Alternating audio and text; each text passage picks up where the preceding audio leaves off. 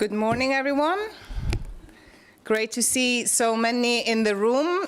We will be expecting maybe a few more, so if there is a seat available kind of in the middle, may I be so bold to ask you to sit closer to the person in the same row so that we leave the empty spaces at the end. I see that there are a few spaces here.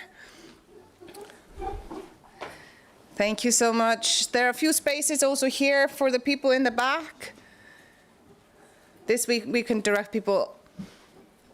This, of course, is a luxury problem. I'm always 50% afraid that there will be only me in this room and maybe my mom watching online, or that we will have too many people. So this is just perfect. Welcome to the EEA Seminar. My name is Ásdís Ólafsdóttir. I'm the head of communications here at the EFTA Secretariat, and I will be the moderator for today's event. The EEA Seminar is an event that we hold twice a year. This is thought of as a crash course in the European Economic Area and the European Economic Area Agreement. And it's great to see that there is enough interest for us to be able to do this every 6 months or so with a room full of new people, but also we see some people that come again and again, and that gives us also a lot of pleasure to know that there are still things to learn even if you've been in this ecosystem for some time. The reason why we do this is, of course, because the EEA agreement is technical. This is a complex process. It is very there are a lot of legal steps in it, but it is also, of course, there's a big why. We're bringing Iceland, Liechtenstein, and Norway into the internal market. We have an internal market of 30 states, not 27 plus 3. It is 30, and we're very proud of how smoothly this process goes. And we want to nourish that, and that's why it's great to see so many here. The way that today's program is thought is that we want to first bring the basics, explain what we do, how we translate this agreement from the letters on the page to the actual process. We want to then, in the second half this morning, we will focus more on maybe the environment in Brussels, what is happening on the other side up the road at the Parlement.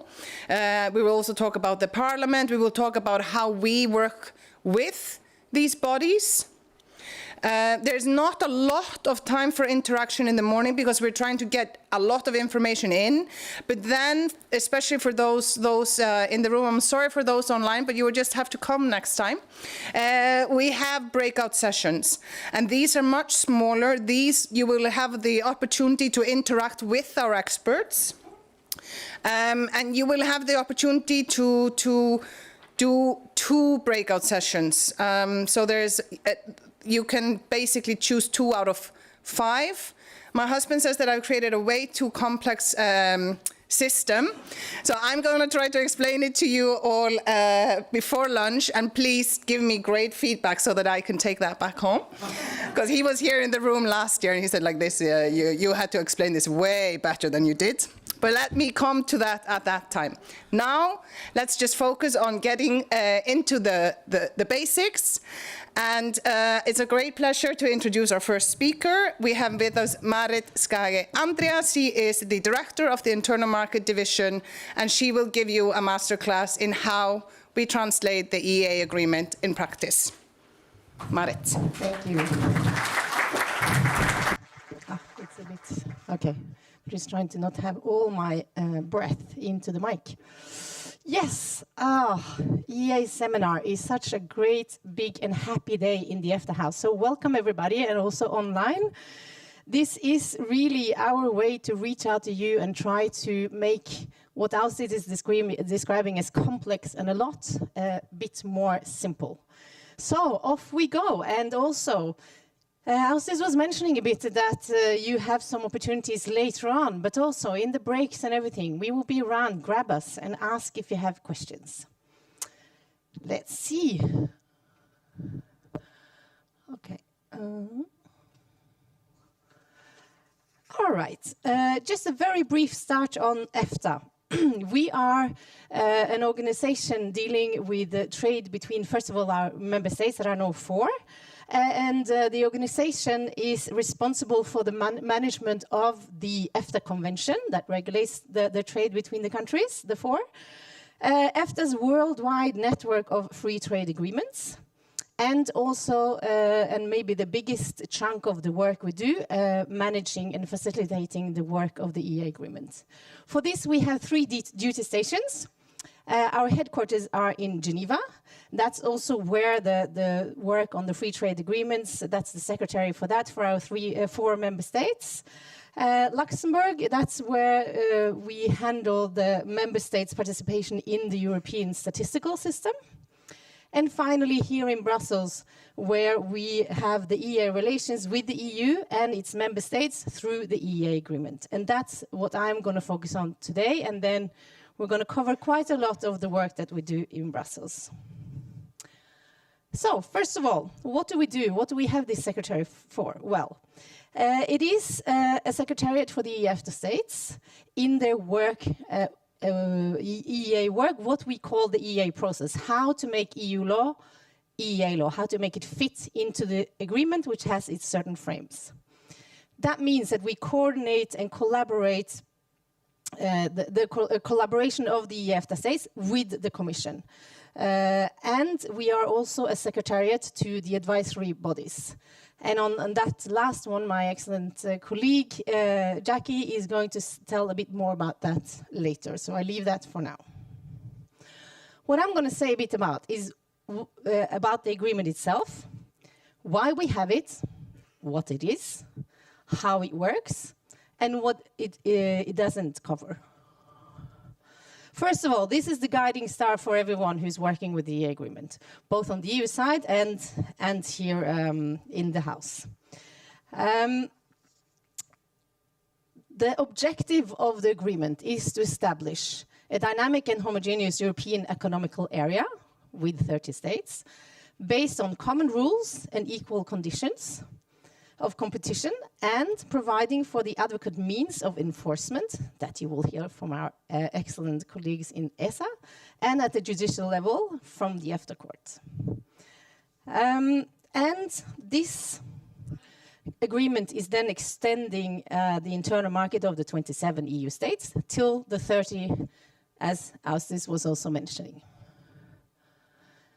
The challenge, what was the agreement all about? Well, it is reconciling 2 quite different modes of cooperation. On one hand, the EU model, that is supranational cooperation, transfer of competence and sovereignty to the EU bodies, institutions. On the EFTA side, however, it is an intergovernment cooperation. No transfer of competence and no sort of common policies. Institutions on the EU side has quite defined roles in the decision-making process. The Commission often maps the needs, doing the research and the background, and proposes to the European Parliament and the Council where the member states are. On our side, on the EFTA side, decisions are taken by consensus. It means that there are no legislation ready to be incorporated into the agreement before the 3 countries are not only agreeing that this should be into the agreement, but they also have to be ready at the same time. We speak with one voice. The other important concern, and maybe the most important thing that we are facilitating also here at the Secretariat, are those 2 important concerns of the 2 sides, the parties to the agreement. For the EU, it is important to preserve the decision-making autonomy of the EU, because after all, 27 countries have already agreed on something. So to the extent that we need to tweak the EU law to make it EEA law, it needs to be still within the framework that has already been decided by 27 countries. An important concern on the EFTA side is, for instance, to preserve the sovereignty. That was one of the reasons why our member states did not want to become EU members. And to do that, and to both facilitate this and the principles, or fulfill the principle of the EU agreement, there is a very special setup, a so-called 2-pillar setup, a structure that shall ensure that we do work within this framework. I'm not going to go too much into the details. I can promise you, you will see this several times because we're trying to this is our map in a way. But I want to mention that the EEA Council, that is our highest governing bodies. That's where the Minister of Foreign Affairs meets the Council Presidency, now Cyprus, and representatives of the Secretary Generals of the Commission. That's where they talk about the long lines, the political mission, and how it really functions. Then we have the Standing Committee, consists of the 3 EU ambassadors on the EFTA side, and you have the European Commission on the other side, again represented by the Secretary General. They meet in the EEA Committee 8 times a year. That's where EU law formally becomes EEA law.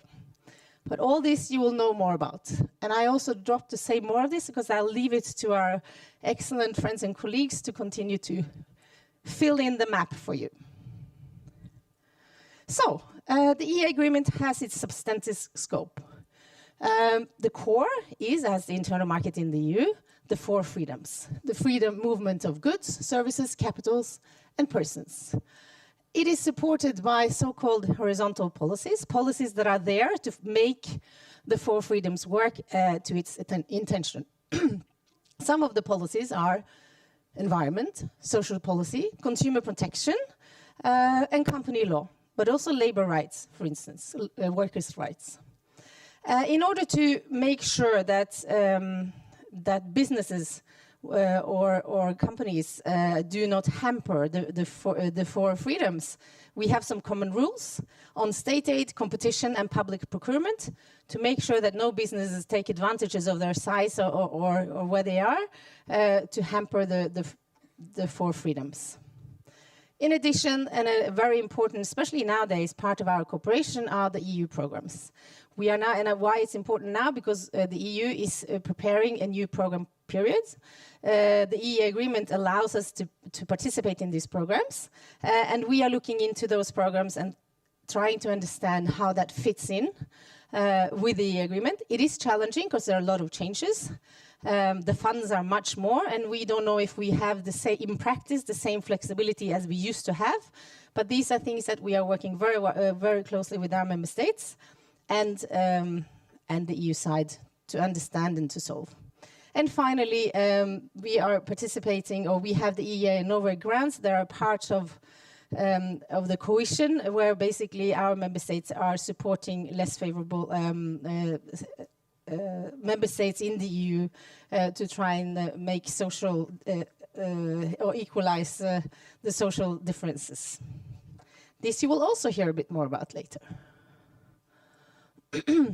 And what is the EEA agreement not? Well, we are not a part of the Economic and Monetary Union. Trade policy and provisions are not a part of the EU, of the EEA agreement, nor is EU aid policy, the customs union, common agriculture policy and common fishery policy, and EU justice and home affairs, and EU common foreign and security policy. This means that when the EU is having legislation on that area, normally that is not a part of the agreement. And then a bit more to the EU process, the framework for the participation and engagement. So, there are 2 main strands of the EEA work. One is decision shaping, participation in the development of legislation before EU adopt their new legislation. And here my colleague Trond will enlighten a bit more how we work on that. It's an important part of what we do.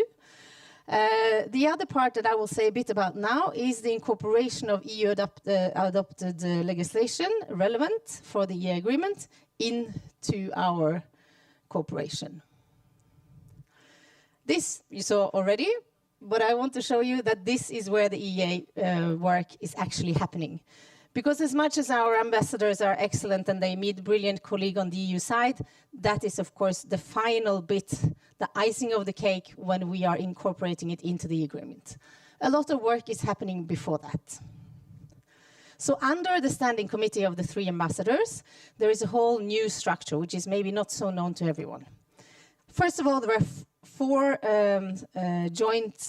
subcommittees that are handling more the substance. This is where the MFAs of our countries are meeting. And then the 5th subcommittee is handling more legal and institutional matters. And all these areas that you see here, you can imagine these are basically covering quite a broad part of our society. These are all the EFTA working groups. These are where experts from capitals are meeting to discuss legislation coming up and how to also handle what is already there. I have made some colorful circles here also to show you a bit the diversity and the dynamic of the work of the agreement, because also, as we know, the world is changing quite rapidly, and the work in the Secretariat and in capitals also varies a bit for that. First of all, the 2 yellow ones, that are areas that, you know, if you had public data in our division, that was public health. That would be something you just had an extra working group that you added on to everything else you did. A few years ago, COVID came, and that was probably the busiest working group on the House. They also held the world record of incorporating EEA or an EU Act into the EEA agreement, and that was namely regarding the COVID certificates. So something good for all of us.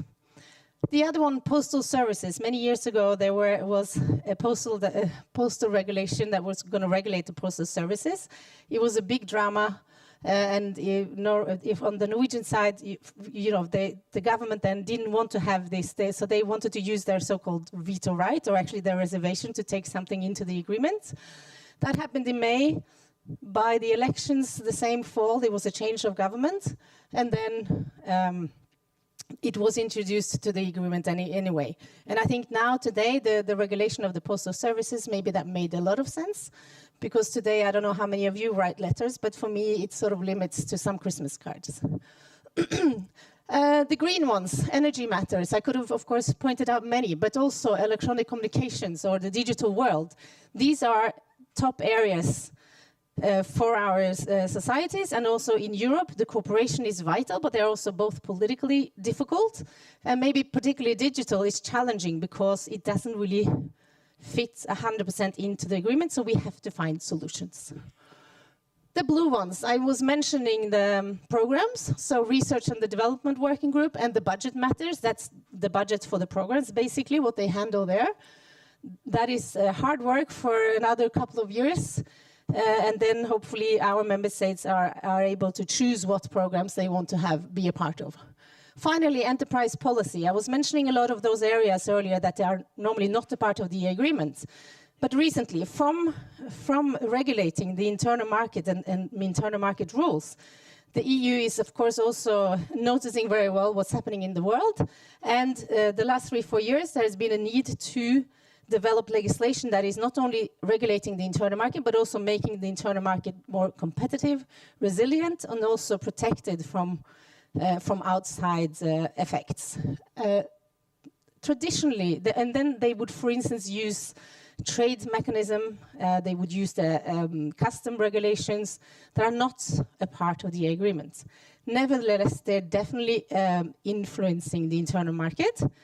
So as we are part of the internal market, and as it is both in the EU's interest and in our interest to keep that strong, not make any loopholes so that goods, for instance, can come into our market and then hamper the well-functioning of the internal market. We need to find solutions on that. Decision-making, I also mentioned. I'm lucky to have my colleague Caroline here, who would deep dive a bit into that, or actually give you a teaser, I should say, and the deep dive will be a bit later. So I will leave that to her, but that is also an important part of what we do. Some numbers and key sectors, because you always hear that we have all this legislation. So what is it actually all about? Well, since the beginning, or at the signing, it was 1,875 acts incorporated into the agreement by the signing. Since then, 15,500 acts have been incorporated. And today, around 8,800 acts are in force. That can be anything from a very small and short act to acts of 30 pages. Food and veterinary area remains the biggest area. That is for our food and health, safety and security. 30% of all the acts were incorporated in 2025. And other high volume sectors are goods, technical barriers to trade, financial services, transport, environment, and energy. And if you see those, you would also realize that, of course, some of these acts have a different urgency than others. It is, for instance, essential that we have the same legislation on food and vet issues, also to avoid illnesses to spread and so on. Financial services, the same. If our banks and entities don't have the same regulations, they can basically not be a part of the internal market as the others. Transport, the same. We don't want our planes to have different regulations or rules, nor the trains. Environment and energy, the same, but as you probably also very well aware of, energy sometimes can be challenging. We need to, not only for Norway or Iceland, but also for Europe. We need to, I was reading even today that there's a new package on how to solve the energy, both prices, etc., in Europe, which other member states are also not so happy about. So for sure, these are very political areas, but also areas that we then have to find solutions for. And further on, high on the agenda, I was mentioning these inside-outside regulations, the one that were based in customs and so on. We call them acts with distinct horizontal challenges. It's a terrible sort of technical word, but it basically means that they go inside and outside the agreement, but also sometimes across sectors. That means it's challenging for our member states to, one, understand whether they can and want to be a part of it. The EU is going one direction. What are we doing ourselves? Also, the different ministries, they would have to coordinate in a way that we didn't used to do. The EU, if any of you have seen the map of how the Commission is put together, there are lines and arrows all over. They work like this. I don't think that nationally we are there yet because we have a bit more traditional distinction. But this is also a part of it. Omnibus, also the EU is looking, of course, at how to regulate better because Europe needs to be more competitive. They need to have useful and good regulations that are not giving too much burdens of all the companies and making opportunities rather than having the startup in Europe and then they go elsewhere to grow. The new program period I already mentioned, and also another important part is by European. The EU is now looking into regulating to strengthen European industry. The countries, of course, EFTA countries wants, of course, to be a part of that, since we are a part of the same internal market. And also a bit, how much are we talking about every year? Last year we had a record high of acts registered into the Secretariat, 807. It's the most that we have ever registered in a year. So the workload is definitely not going down. At the same time, we incorporated 588 acts. You see that it hasn't been that much changes over the last 6-7 years. But if we go back to 2010, then the EU were making adopting 300-400 acts. And we were adopting more or less the same. The world looked less complicated. Defense and security was maybe not a part of what they were doing. Now we have the EU is building a new defense industry. Some of our countries on the EEA side have defense industry. What do we do with that? I mean, it's also important for the internal market and for the whole of Europe that we cooperate on these areas. So the acts are more complex. We have to assess more what's inside and outside. And if a part of the act is outside, then we can actually just, we get exemptions for that. But again, sometimes we want to be on the inside or we need to be on the inside. So this is complex work. And the so-called backlog, that is the orange line there, which is pretty stable. But if we take into account that the legislation is more complex and more horizontal, it actually do also take time. So we're doing better, even if it doesn't look like that.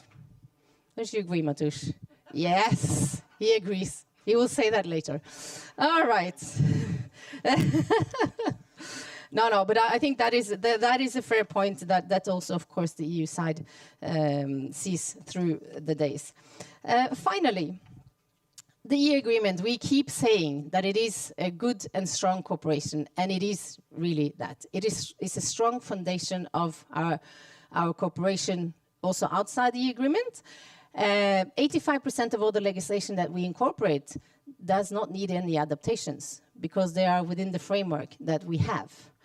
So the agreement remains robust and resilient, but that doesn't mean that there are some challenges along the way, mainly also related to what I have told you already, that the world is changing and the sort of main part of the agreement doesn't. So the framework is the same, and our job is to make that fit into the agreement. It is not only the EFTA side's job, but it's also the responsibility on the EU side, because we are equal partners in this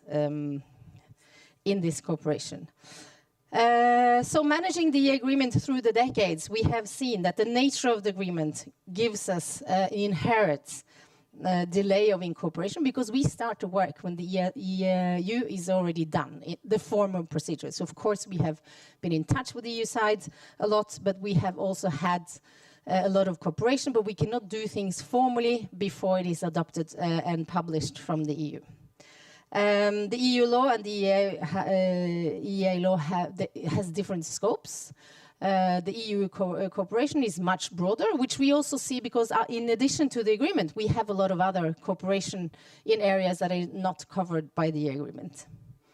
And as already mentioned, the EU adopts more and more complex regulations or the legislation that we have to make fit into the agreement. And what's mostly present these days is probably the geopolitical changes and the challenges. This definitely sets the Brussels scene. EU policies and legislations are reflecting the new reality. I was mentioning it a bit before. EU is also looking into making Europe more resilient, more competitive. This is also important for the EFTA states. And that's why we have to work closely with the EU at an early stage and even earlier before to try and understand where they are going and to make our politicians make decisions that they maybe not used to do. Before it was maybe enough to just look at an act and say, oh, is it within the scope of the EEA? Now we have to go further. We have to think, what if we don't incorporate these acts? What happens then to the internal market and what happens then to our businesses and citizens. And what we also see, as I mentioned, these new regulations, they for sure affect all the 30 EEA states. So the solutions to this is shared. We have to find common solutions that are the key factors. And for more than 30 years, we have kept saying, if there is a will, there is a way. That is our starting point. Sometimes whether things are organized within the EEA agreement or without, that is something that our lawyers are handling in the end. But to have those strategic and political discussions, I would say that is the biggest change and what is become more our everyday life than before. I think I'll stop there. Reach out for questions, but I don't know if we have a few minutes. I'm actually early today, huh? Not bad. Does anyone have any questions?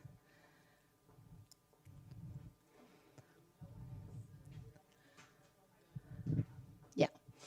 So then those online can also hear. Okay. Hello, my name is Kira Hinke. We are from the European Commission and we work on the Schengen side, so the borders cooperation. Mm-hmm. And I wanted to ask, in the agreement for the internal market, is it similar to the Schengen agreement that the EFTA states have to take over every act that the European Union is having? So similar to the Schengen agreement, that it's either in or out? Well, I mentioned it a bit. Sometimes we can have acts that are both in and out.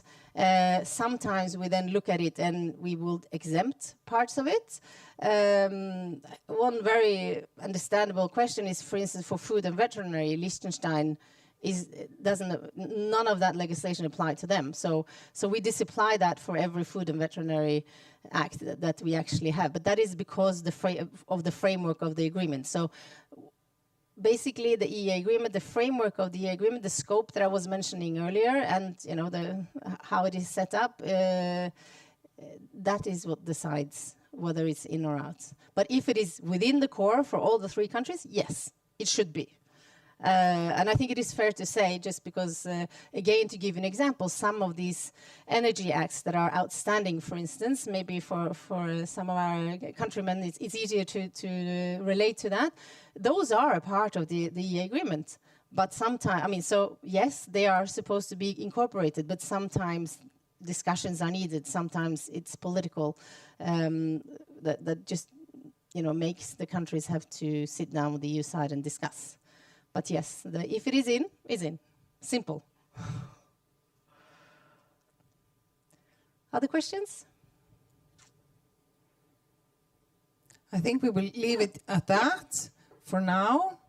There was not supposed to be a Q&A, but nobody says no to Marit in this house. But definitely grab her in the coffee break, and then there will be time for more discussions later. I think that we start with this presentation because it gives a very good overview of what we will be digging into throughout the day. So now you've been introduced to the main concepts, the decision shaping, how we're trying to influence legislation while it's still on the drawing board in the EU, the decision making, how we take the EU law and make them into EEA law, our conversations with the EU. We will also hear more about the political scene. But first, let's just continue on this path about what is EEA law. And here to introduce that concept further, we have with us the head of legal here at the Secretariat, Caroline Lympold-Mathisen.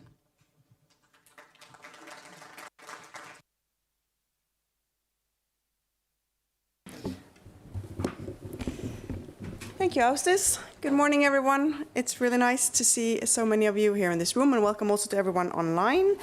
As Austis said, my name is Caroline, and I'm the head of EEA Legal Coordination at the EFTA Secretariat. So I will talk in a relatively brief intervention this morning about the topic how EU law becomes EEA law. As alluded to, this is an introduction to the topic. I will just be touching upon it very briefly. My colleagues, 2 of my colleagues will give a breakout session about this topic this afternoon, which will go much more into the details of this topic. So for those who are present here in the EFTA House, please be sure to catch the breakout session later this afternoon. So I will focus on the more practical aspects. Marit was talking about the foundational aspects. Now I'll go into more of how it works in practice. For my introduction, I will cover roughly these 3 elements. First, I will speak about homogeneity. This is a word that you have already heard this morning, and I will most certainly hear it several times today. It is really an essential feature of the EEA agreement, and it's very important to understand properly. Second, I will take you through the steps of the incorporation process. So this is what we call the process of making EU law into EEA law. And lastly, I will say a few words about the resources we have available to help you navigate the complexities and information that's relevant to the EEA agreement.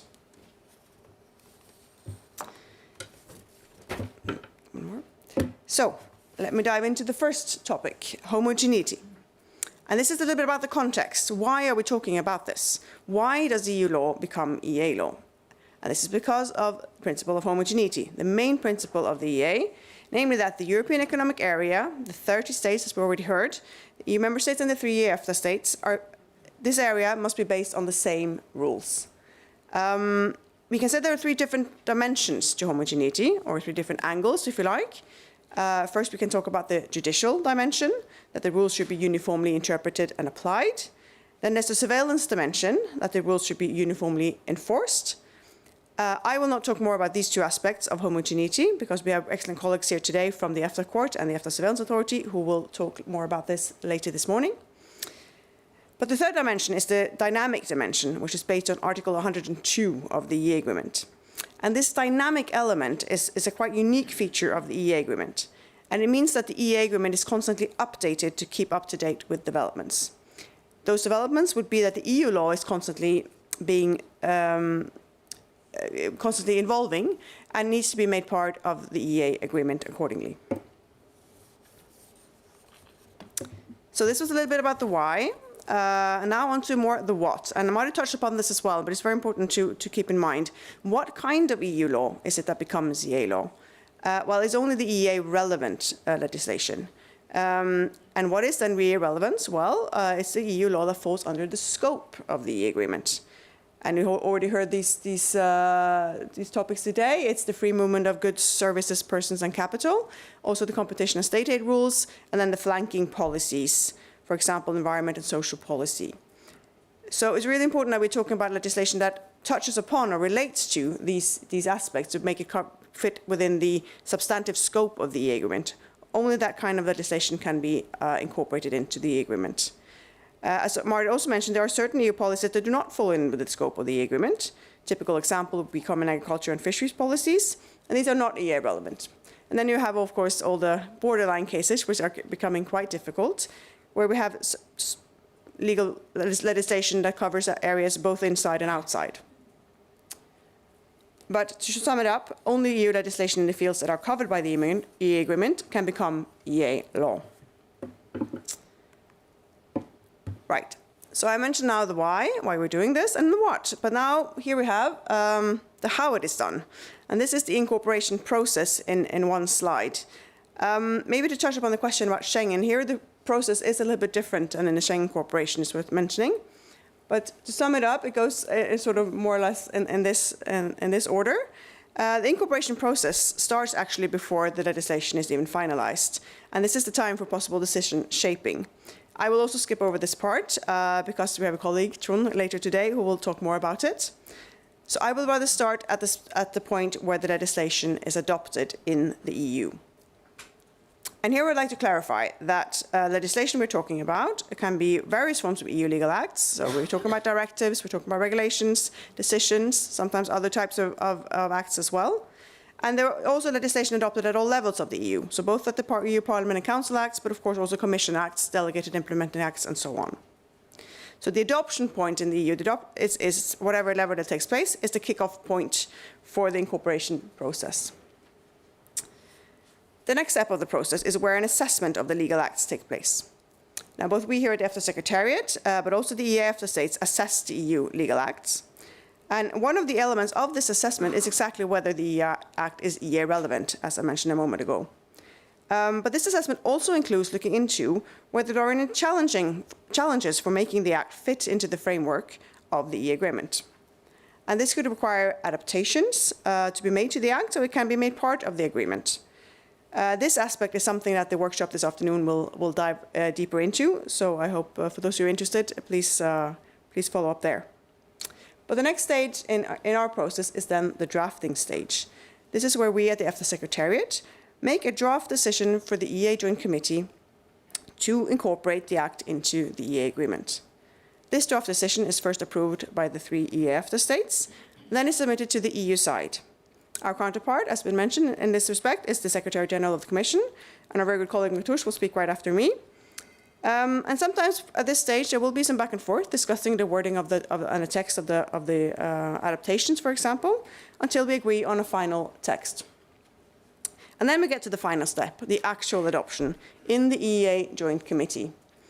As Marty mentioned, this committee meets around 8 times a year. And before each meeting, the Secretariat draws up a list of all the decisions and all the legal acts that have been agreed and are ready for incorporation into the agreement. And for those of you who are working in the system, this is what we often refer to as the long list. And Martin also had the numbers there. We estimate around 300 to 400 decisions are adopted each year by the EEA Joint Committee, which incorporate between 600 and 700 EU legal acts every year. And as Martin mentioned, this number has been increasing. So, at this stage, what is left is for the Joint Committee decision to enter into force. And usually this happens the day after they are adopted, but the EEA agreement also caters for certain constitutional requirements of the EEA EFTA states. It's a little bit technical, so bear with me.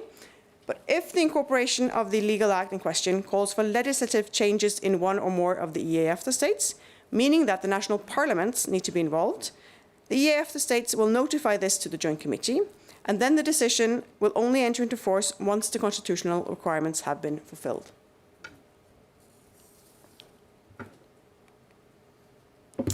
So now we've covered why we're doing this, due to the homogeneity principle. We've covered what we're doing. We're incorporating EEA relevant EU law.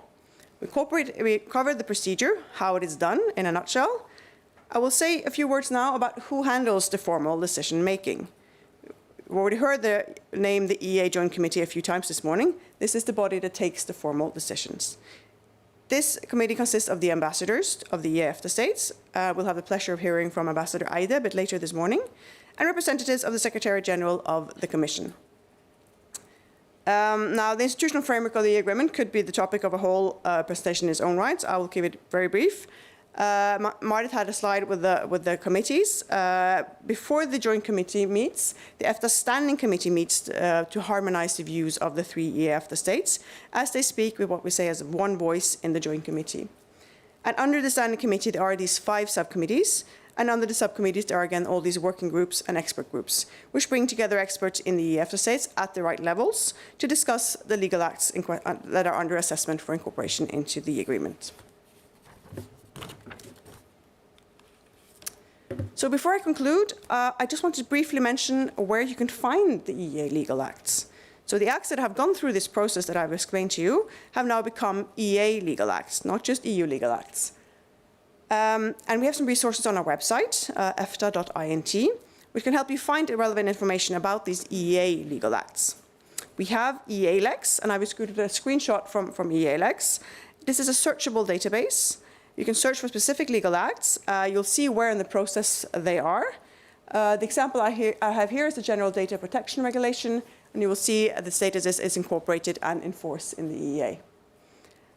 You can also find on this page many relevant documents, including the EEA Joint Committee decision, for example, as well as information about the entry into force date. And these documents are available in all the EFTA languages, and we also provide the links to the EU languages for the documents. I also mentioned here 2 interactive web tools that I encourage you to explore. One is on this topic I'm talking about today, how EU law becomes EEA law. And there's the second one on how to read EEA law. And finally, I'm excited to tell you about a pilot project that we're running at the EFTA Secretariat, which involves using an AI-based tool to create consolidated versions of EEA legal acts. This allows the reader to see the text of the legal act as it applies in the EEA, which means including any amendments to the Act that have been made part of the EEA agreement, and also any adaptations that have been made to the Act when it was incorporated into the agreement. So this is currently a pilot project, so it's not a complete library of all the consolidated EEA Acts, but I hope those who are working with the EEA law will check it out. That brings me to the end of my intervention in the morning. Thank you very much for the attention.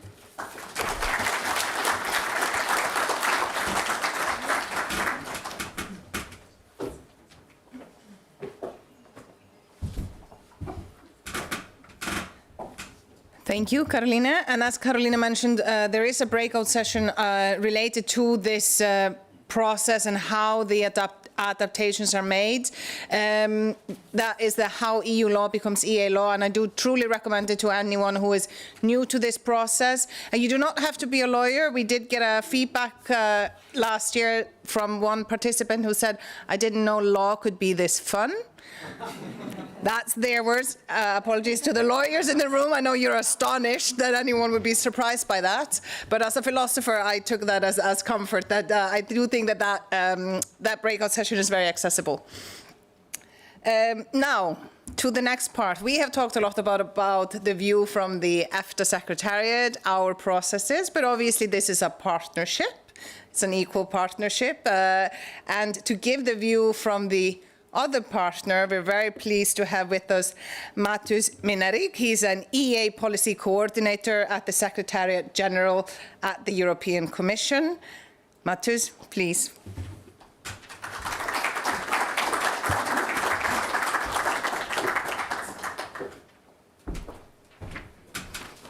Thank you very much. It's a good sign we're still invited, so we're in this together. Very pleased to be here again to speak about our angle on the EEA. As was mentioned by the speakers before me also, EEA is not the 3 EFTA states only, it's the 30 member states, the EU member states and the 3 EEA EFTA states. Before I delve into the EEA agreement and our take on that, I want to say that also beyond the EEA agreement, the EFTA states are our closest partners, our most aligned partners. We are like-minded on many issues that go beyond the EEA agreement, whether it's Ukraine, Russia, climate, rule of law, international-based order. So with all this, EEA agreement is the bedrock of our relations, as was outlined by Marit and Carolina before me. It involves the seamless participation of the 3 EFTA states in EU's internal market, and together with other many agreements, most notably the Schengen Agreement, and we have colleagues from DG Home here with us that manage that on the Commission side, forms a level of integration that builds on EU integration in Europe. As you know, Commission on the EU side is the guardian of the treaties. When it comes to EEA agreement, we see ourselves as the guardian of the EEA agreement. We also see ourselves, of course, as guardian of the EU interest and of the members of the interests of the EU member states. And here, since 2022, the role on the EU side was taken over by the Commission, by the Secretariat, as the manager of the EEA agreement. Before, that was done by colleagues in EAS that further continue their work on when it comes to foreign and security policies and international relations and bilateral relations. From the angle of the EEA agreement, the decision was that this is better that is managed by the Commission, as the nature of those relations is based on integration of the EFTA states into internal market, and is also relations with our very closely integrated partners in Western Europe, such as Switzerland, such as Andorra, San Marino, and such as UK. So we're a whole unit in Secretariat General that manages these relations with our closely integrated partners. We're a small team in SecGen doing this, but also we're not only the team in the Secretariat General. We have EEA coordinators across the whole Commission in all the DGs. Some of them here with us and some of them online. We have, of course, like in EFTA Secretariat, we have rotation of people, so it's very good.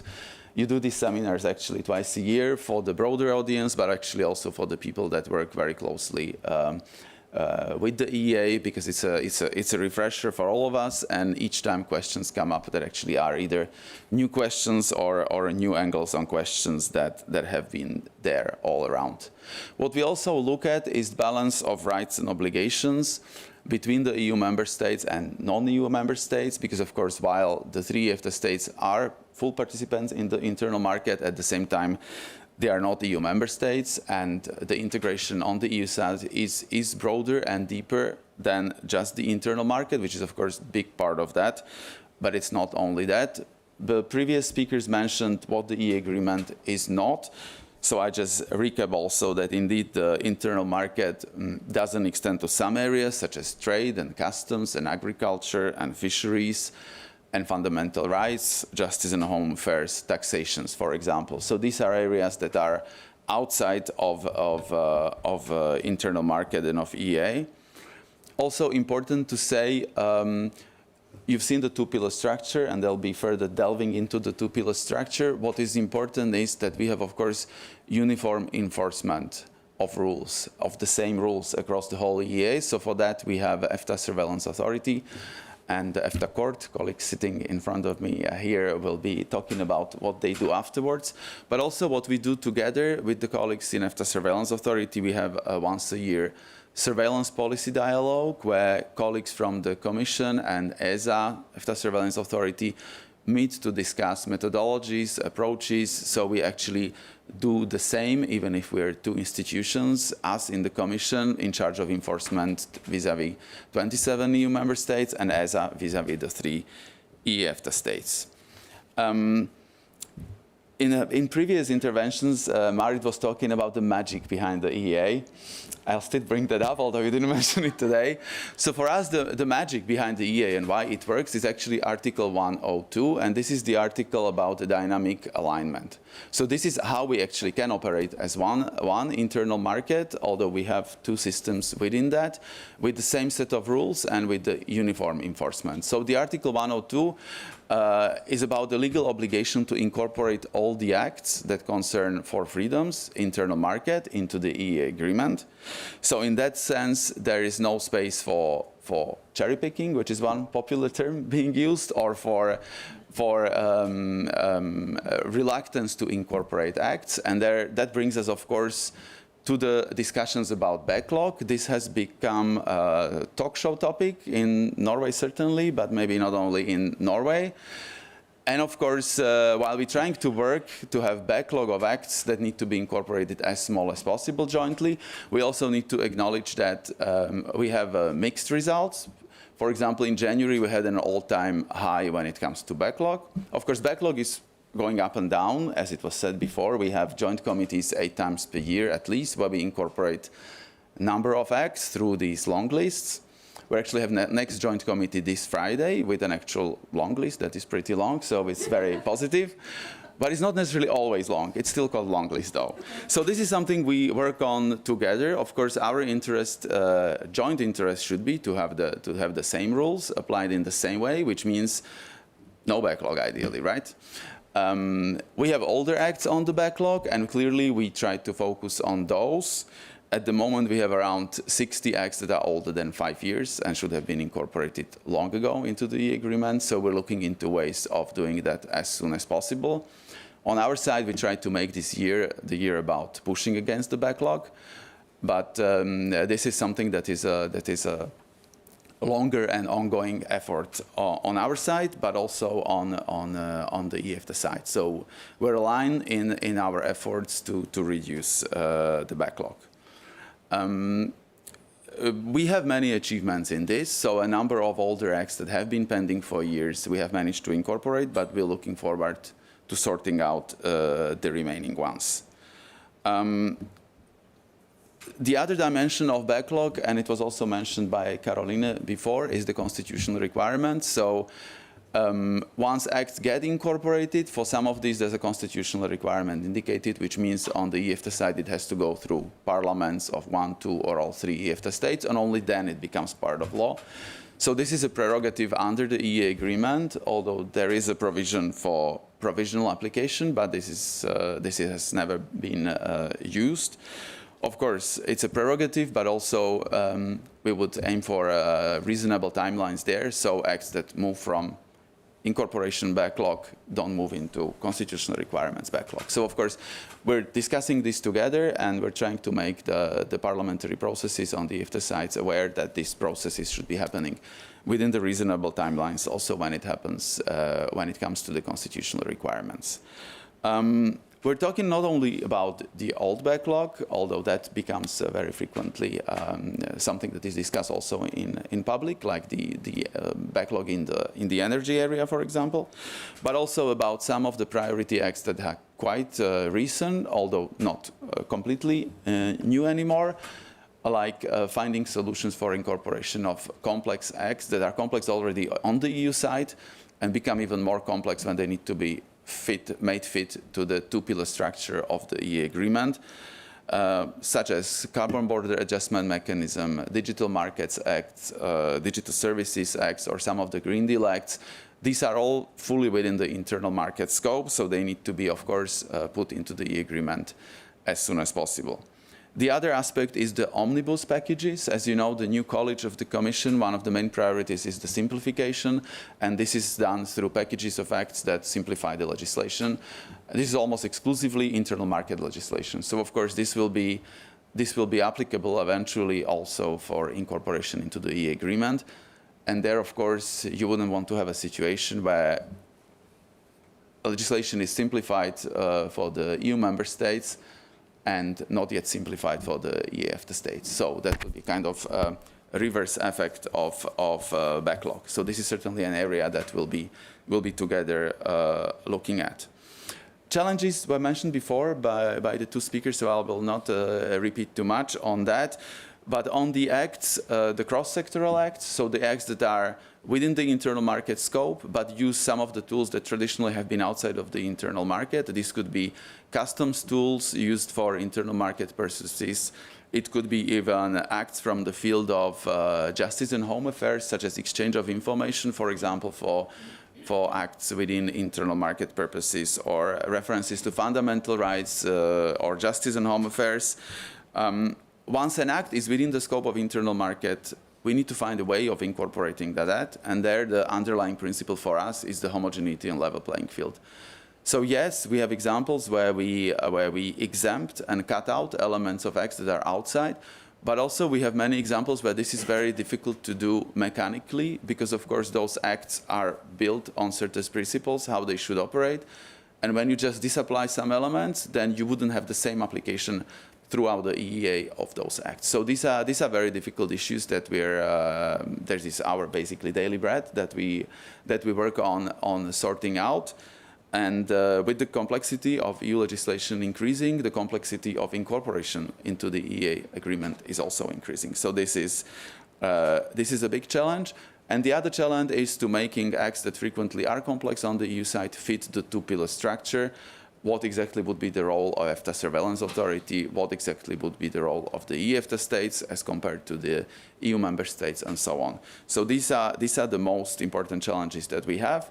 But there again, the most important message from our side is that the homogeneity and level playing field apply, and once an act is Internal Market Act and relevant for incorporation, the same principle should apply, even if there are elements in that act that actually are outside of the EEA agreement when looking at it sort of mechanically. One other expression of homogeneity and level playing field that I will not go in deeply into, because we'll have a speaker on that afterwards, but I'll just need to mention, is the EEA and Norway Grants. This is an expression of solidarity within the EEA. The contracting parties agreed that the EFTA states will contribute to the reduction of social and economic disparities in the EEA, so there is an EEA and Norwegian financial mechanism. At the moment, we have a new period from 21 to 28. So you realize it's already 26, so actually it shouldn't be that new, but the colleague that is sitting here will explain how that is going into implementation. Let me just say that we encourage the EFTA side to proceed as soon as possible with signing of the remaining memoranda of understanding. We have 11 of 15 already in place, but for 4 member states, this is still ongoing. A couple of words beyond the EEA. We always mention how broad and comprehensive the EEA is, but it doesn't cover completely everything.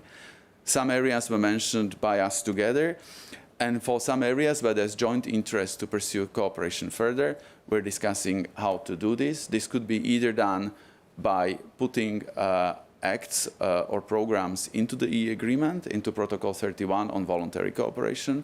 As an example, we're discussing cooperation on satellite and secure communication.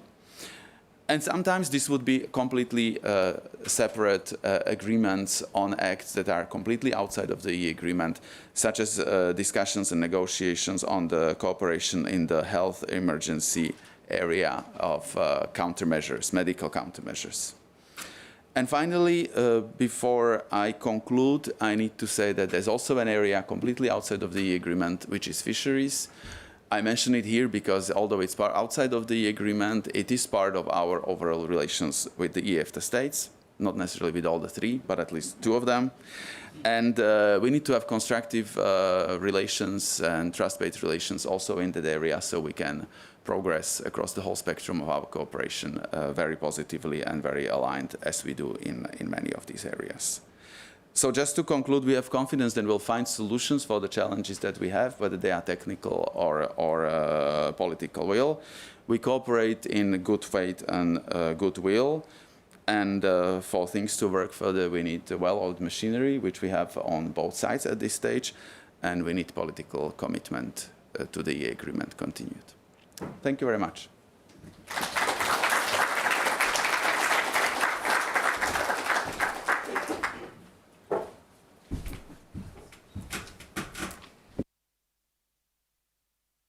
Sorry, thank you, Matus. And I think that there are many things there as well that Matus mentioned that are true challenges in our process, and we will both explore today and also in the frequently mentioned breakout sessions. I know that it is a lot to take in. We will break for coffee after the next session. There you can also grab our speakers if there are things that we or that you want to learn more about. But so far we have focused on the process from something being developed on the EU side, and then more when it is actually incorporated into the agreement, how do we handle it technically? But one thing is that something applies on paper, and then there is the application of it, and that has to be done correctly for there to be a level playing field. And so the next two speakers are going to give you an insight into the process that happens after an act is adopted into the EEA agreement, and how we can make sure that it is actually applied correctly in the member states. And to speak about that, we have with us Melpo Josefite. She's the Director of Legal and Executive Affairs at the EFTA Surveillance Authority, and Ólafur Einarsson, who is the Registrar at the EFTA Court. Melpo and Ólafur, please. The stage is yours.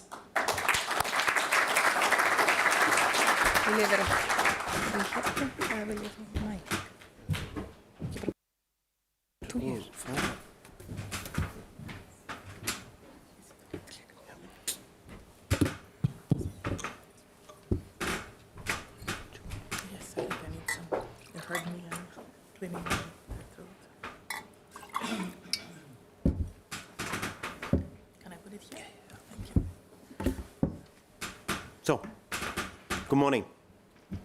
It's a full house, and we understand we thank Ásdís for inviting us yet again. But she probably has to, but anyway, thank you.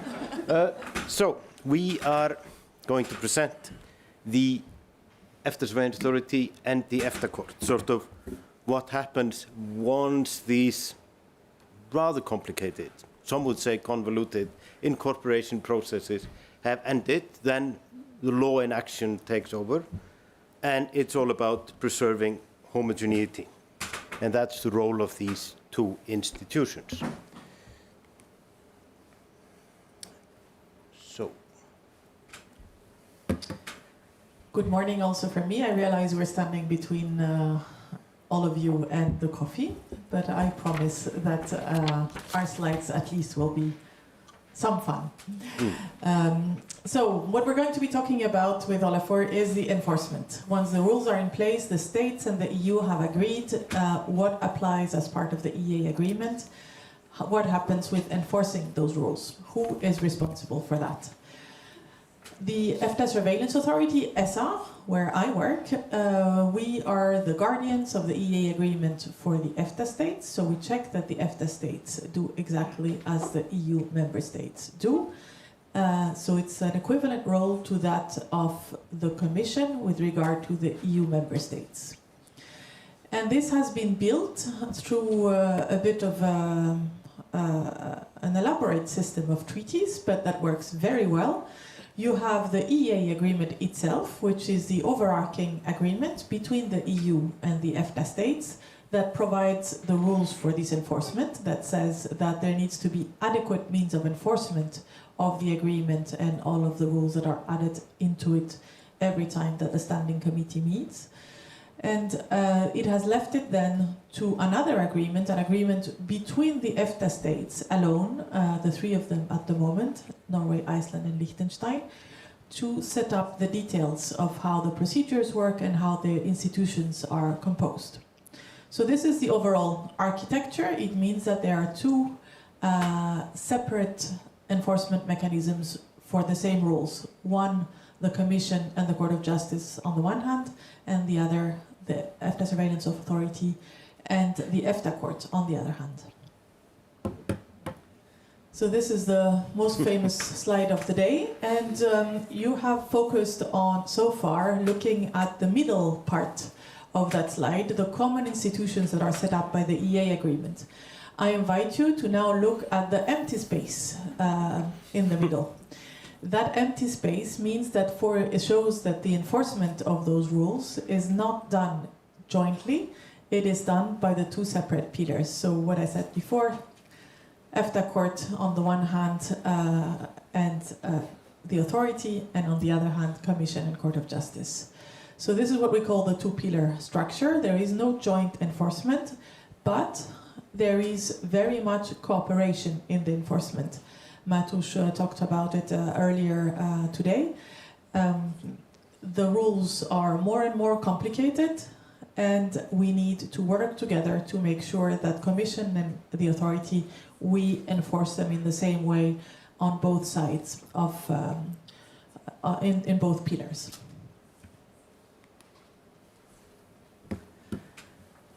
So we don't have 27 commissioners, we have 3 college members. They are appointed for a term of 4 years that may be renewed. And at the moment, 2 of the current college members come from the previous college that was in place for the last 4 years. So the new term started on the 1st of January. We have in the middle Arne Roksen from Norway, who is as president for 2 years, and that's renewable. And we have Arne Paul Arneson appointed for Iceland, and Nuša Vižarek for Liechtenstein.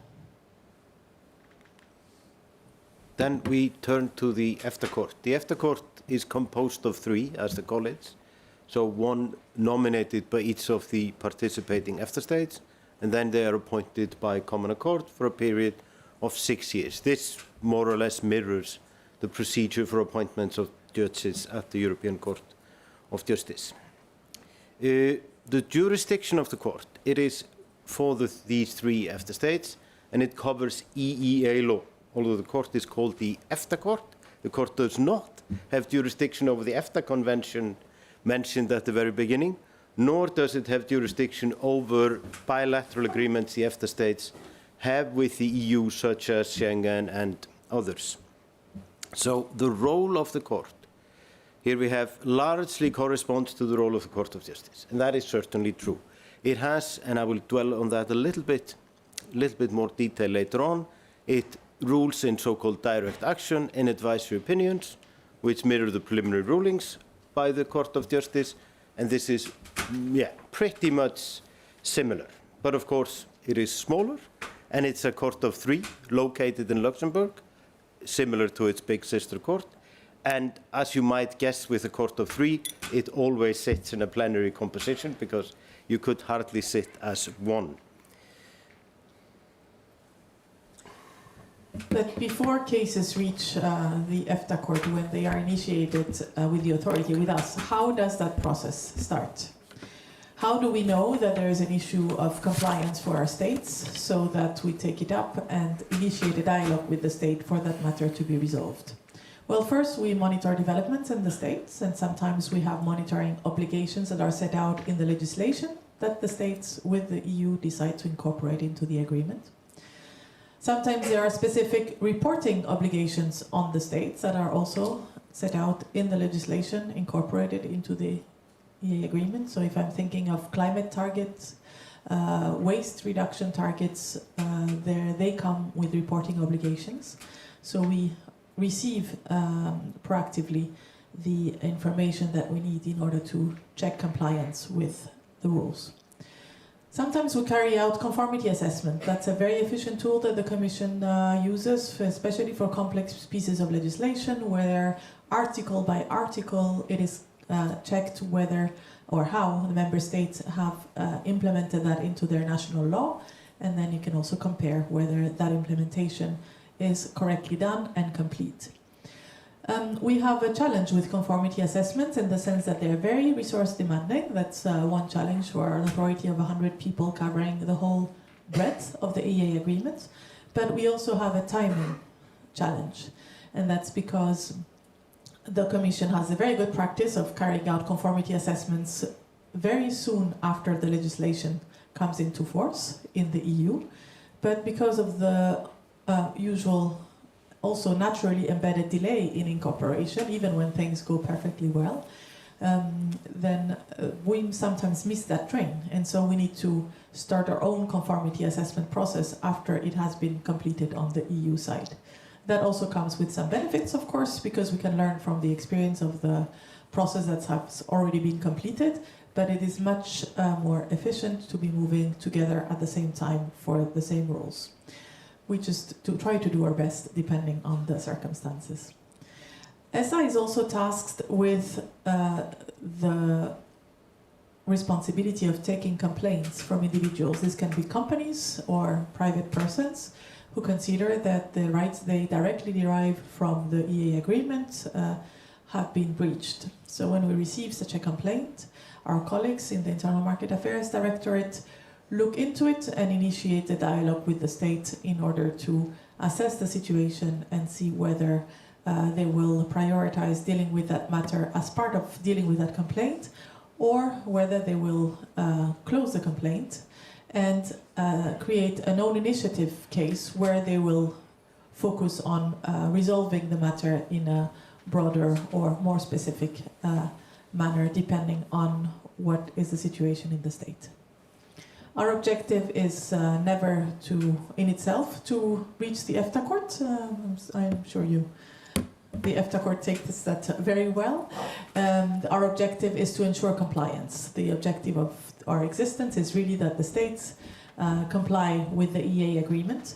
So even though we have, as a final step, step 3, the court stage, where we can take the matter in an infringement before the EFTA Court for a judgment as to whether the rules have been respected or not. In most of the cases, the majority of the cases, everything is resolved before we need to reach that stage.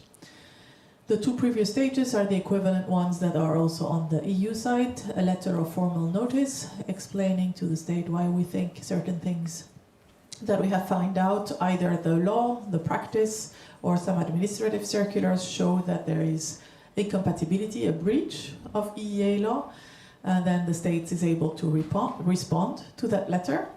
If we're not convinced, then we will issue a reasoned opinion. This is, of course, a decision adopted by our college, which gives a deadline to the state to comply. So these are the formal steps in the procedure. What is informal and not written on this slide is the very intense dialogue that we have with the states in order to understand the reality on the ground, the preoccupations, the objectives that are trying to be achieved, and to accompany the state on their process of compliance so that the matter is resolved through dialogue. Yes, then we have here, at least famous in EEA circles, quote from the so-called Sveinbjörnsdóttir case of the EFTA Court, stating that the agreement is an international treaty sui generis, containing a legal order of its own. This has been called a jewel in the crown of the EFTA Court's case law, which I think is an apt description. In this case, the EFTA Court ruled that the EEA agreement, the homogeneity objective and the rights of individuals is so strongly expressed in the agreement that a Frankovich-type liability, which everyone who has studied EU law will know about, is also found under the same terms and conditions in the EEA agreement. So this is really one of the foundational cases of the EEA. We haven't included here sort of what I say is its twin from the Court of Justice, the Osbelt case, which confirmed that this is actually an extension of the internal market, which makes it distinct from other association agreements concluded by the European Union. A little bit more about the EFTA Court's jurisdiction. So we have, as was on our first slide, that there are 2 agreements that matter here. There is the EEA agreement, which placed on the EFTA state the obligation to have a surveillance authority and a court of justice, that is the EFTA Court. And in that, the so-called surveillance and court agreement, the jurisdiction of the EFTA Court is set out with, which is heavily influenced by EU law, but it's an instrument only between the EFTA states. But so to recap, the jurisdiction is interpretation of EEA law, and here there is one distinction between, and might be noticed by those who are keen students of the jurisdiction of the Court of Justice, there is no jurisdiction on validity. That, of course, follows from the nature of the EEA agreement and what Marit identified as concerned by the EU, preserving its autonomy. That, of course, would not be the case if the EFTA Court could annul acts incorporated into the agreement. Then, if we continue with this slide, then we have advisory opinion. So this process is modeled on the preliminary ruling procedure of the Court of Justice. And the experience on the EFTA side has been that most of the foundational and constitutionally significant cases have come via this route, much as been the case under EU law. And that this still continues to produce important cases. I can just mention that a few weeks ago, the court handed down a judgment in a case called Saga Subsea, which dealt with the question of the geographical scope of the EEA agreement, which had been debated, at least since 1996. So most, if not all, of the existence of the agreement. Hopefully it's clarified now, but maybe not. We will see. So this is a very important process, and in that process, ESA always takes part, the European Commission always takes part, and all 30 EU member states have a right to take part, and sometimes they do. For example, there's a hearing next week in which 3 EU member states will take part along with the parties in the national case and the ESA and the Commission. Then we come to what we call direct actions, and they are twofold. The first one is the culmination of the process Melpo was explaining on the infringement proceedings, which after the administrative stage ends up in the court. So these type of cases, ESA is always the applicant or the plaintiff, and the defendant is one of the EFTA states whom ESA believes not to be in compliance with EEA law, and then it's for the court to make a definitive ruling on that, which the state is then obliged to comply with. And ESA then, if ESA wins that case, ESA will then follow up that the state makes the necessary changes to comply with the court. And then we have the other type of direct action, and then ESA is the defendant. ESA has typically taken a decision in the field of state aid, and either one of the states or a company concerned, be it the aid recipient or a competitor, is dissatisfied with the outcome of the ESA proceedings and takes ESA to court, and then it's ESA's task to defend its decision in front of the court. So this sort of it's been less than usual, the promotion of the breakout session, but just to promote our breakout session in the afternoon, then we will go in much more detail into these different type of actions, how they interact and how they are distinct from their EU law models. A little bit about transparency. I mean, the EFTA Court and ESA are heavily influenced by Nordic traditions of transparency. And since COVID, the EFTA Court live streams all its hearings. And we sometimes even get quite a bit of audience. We got 200 people watching when we rendered the Saga Subsea, so there was obviously an interest in the geographical scope of the EEA agreement. And we also allow, although it's not that common that it's made use of, but we allow for remote participation. Of course, during COVID, all the hearings were remote, but thankfully COVID is now fading. But we sort of we've decided to continue with some of the benefits and experience learned and allow for this remote participation. And all written submission in the advisory opinion cases, they are made public on the court's website a few days before the hearing. So there is complete transparency in what is being presented to the court. And the same goes for, if I may mention just briefly about ESA.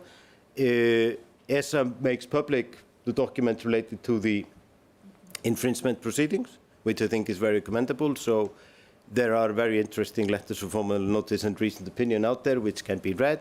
And even if the process has not been closed, they are still more or less always available, which I think is excellent.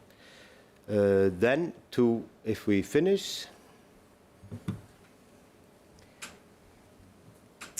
Thank you. Couple of words on what this magical words of special relationship that we've been hearing since this morning. The relation of our three states with the EU is special also because the EEA agreement says so.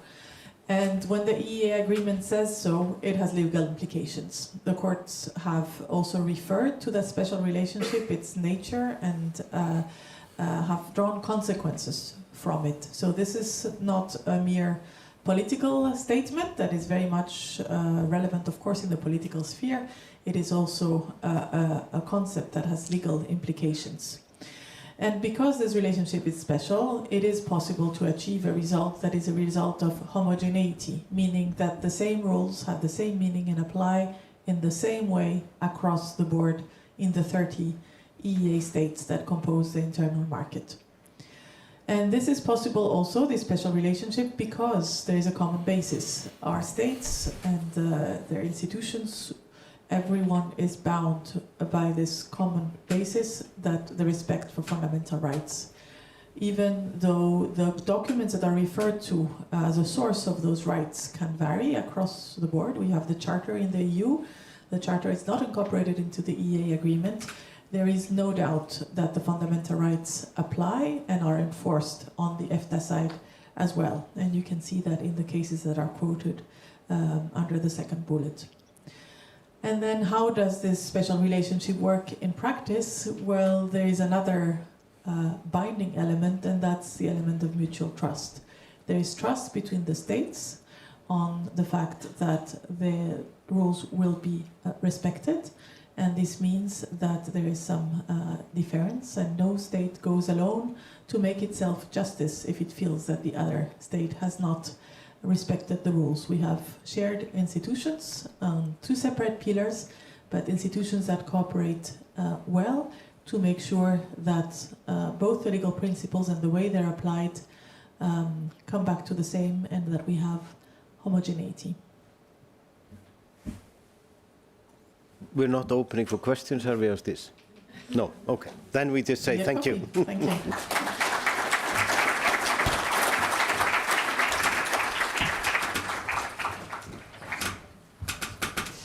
Thank you very much, Ola and Melpo. In the interest of time, we will not take questions here, but do grab them on the way out of the room.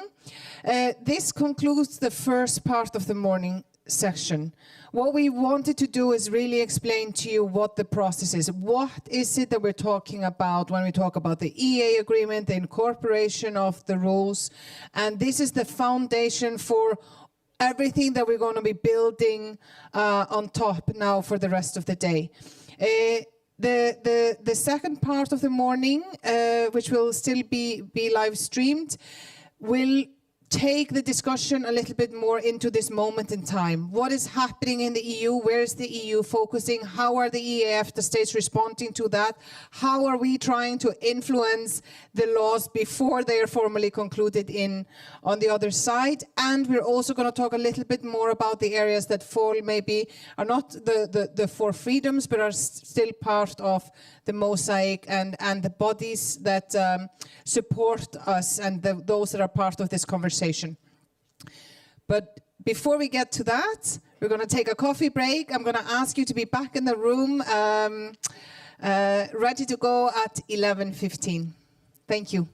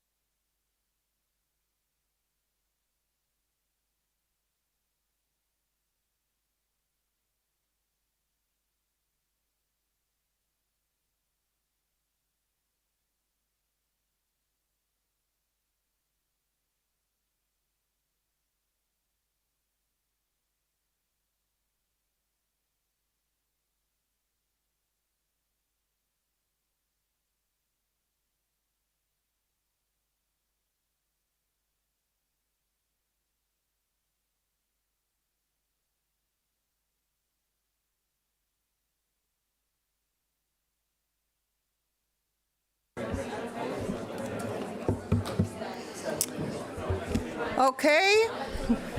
Welcome back, everyone. I hope you were able to fuel up on some coffee and good discussions about the incorporation process of EEA legal acts. As we talked about before, we are now going to switch gears a little bit. We're going to broaden this out and talk more about this moment in time in European affairs. In a minute, I'm very pleased to have with us here the ambassador from the Norwegian mission, Anders Eide. He is the chair of the standing committee. You heard about the standing committee before, where the 3 EEA EFTA states meet to be able to speak with one voice in the joint committee. They take turns chairing this committee, and Norway is the chair at the moment. So we will be sitting down with the ambassador to talk about their view and how the EEA EFTA states are responding to the challenges and the opportunities that we see in the world today and in European affairs.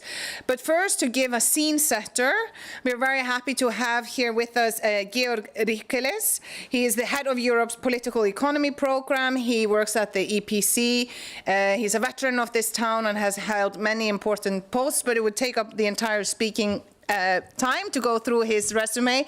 So I'm just going to welcome you on stage. Georg, please.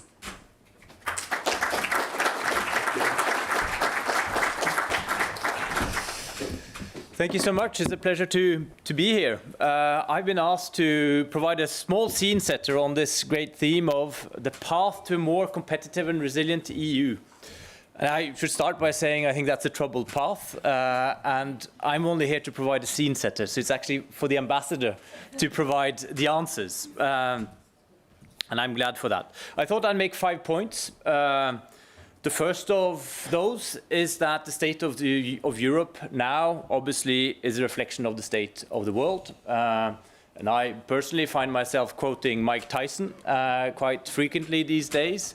Everybody's got a plan until they get punched in the face. And the deeper meaning of that, of course, is I don't think the EU has given up on fighting climate change, on open trade, on cooperation, pursuing democracy, and so on and so forth. But it is the geopolitical crossfires that now define Europe and define what Europe can do, when and how. And of course, there's much to say about today's world. I don't want to get hung up in sort of the latest through social posts or war in the Middle East. This will take us very far.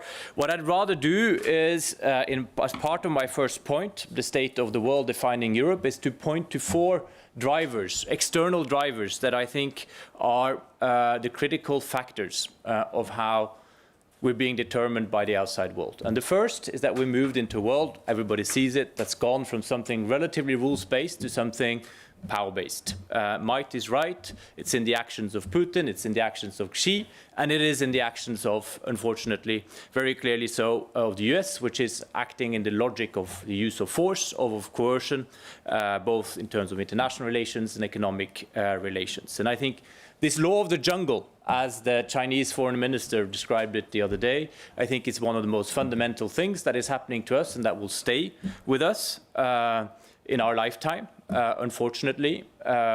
Think of Israel's actions in Gaza. Nobody's condoning in any way Hamas's terrorism, but there were no more any international norms or international institutions that held Israel back, and Israel is just one example. And I think that that unchaining of world events, of rules, is not something we're going to restrain again, unfortunately. The second point, in terms of external drivers, I would point to is US-China external, strategic rivalry. And I think there is something very much epoch-defining and generational about that. A bit like the Cold War, not entirely, but there's an existential fright there. And I think we should read much of US and China's policies, be it under Trump or Biden or before, from that logic. The logic of preparing, in fact, for a world of future conflict. I'm not saying the US and China want future conflict or that we will have it, but their policies, the Inflation Reduction Act, the CHIPS Act, is about that, fundamentally. It is about drawing the lessons from history, that those that prevail in conflicts are the ones that have the resources to stand in them over time. Inflation Reduction Act was about bringing critical resources, value chains, technologies, industries home, to North America in the case of Biden, to US in the case of Trump. And this is a very brutal logic in this relationship between China and the US that we are not prepared for in our DNA, in our thinking as European. This is deeply difficult for Europeans. At the same time, this relationship with US and China is very transactional. You see deals on GPUs and critical minerals and these kind of things, but we need to be aware that I think in this rivalry, not only the rest of the world, also Europe is very much part of American and China's battle ground, to put it bluntly, and that is why we're also so subject to the use of coercion, bargaining, and use of force. The third main driver I would mention very quickly is the weaponization of global commons. Global goods are no longer managed in view of the best of mankind or of the planet. They are part and parcel in this game about power, dominance, and control. If you think about natural resources, if you think about tech, the way we're managing AI, the space, which is being weaponized, which it never was before. If you think of the high seas with the shadow fleet, if you think of climate change, it's also the same story. We're not solving it for the best common future. And the fourth driver I wanted to mention is obviously the world is not bipolar. It's very much multipolar.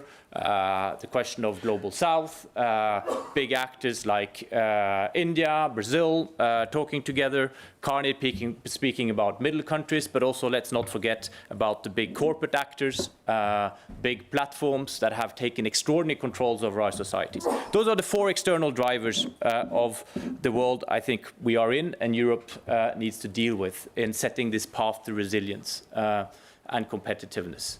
Now, what is Europe doing? Well, I think the writing is on the wall and the understanding is there, understood by everybody. One can pick up von der Leyen's State of the Union speech in September last year. I won't read out the first paragraph, but it was Europe is in the fight. She's giving her speech Churchillian tones, but of course the question is whether one can go from words to action.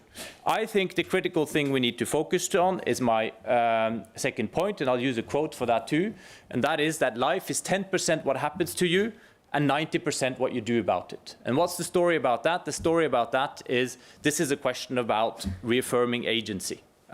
We can be subjects or on the receiving end, as we were in the context, for instance, of the Turnberry deal, or we can decide to stand up for ourselves as Europeans. And I think that is precisely what the EU project is about, and the test is about, and the political choices are about these days. There are no country in Europe that alone, be they Germany or France, can stand up for right or for rules or for European interests. So if one, as one says, if we do not stick together, we will all hang separately. And I think the point here is that we all have a very strong interest in building and cherishing and consolidating an EU project that can deal with these points, with these pressures. The third point is obviously how do you deal with and what are the priorities then? I think the real focus here, the key point is security to start with. We're facing an EU, we have an EU now that has gone for something that was about economic cooperation, which is about being a complementary, non-rival, but complementary security organization to NATO, to put it simply.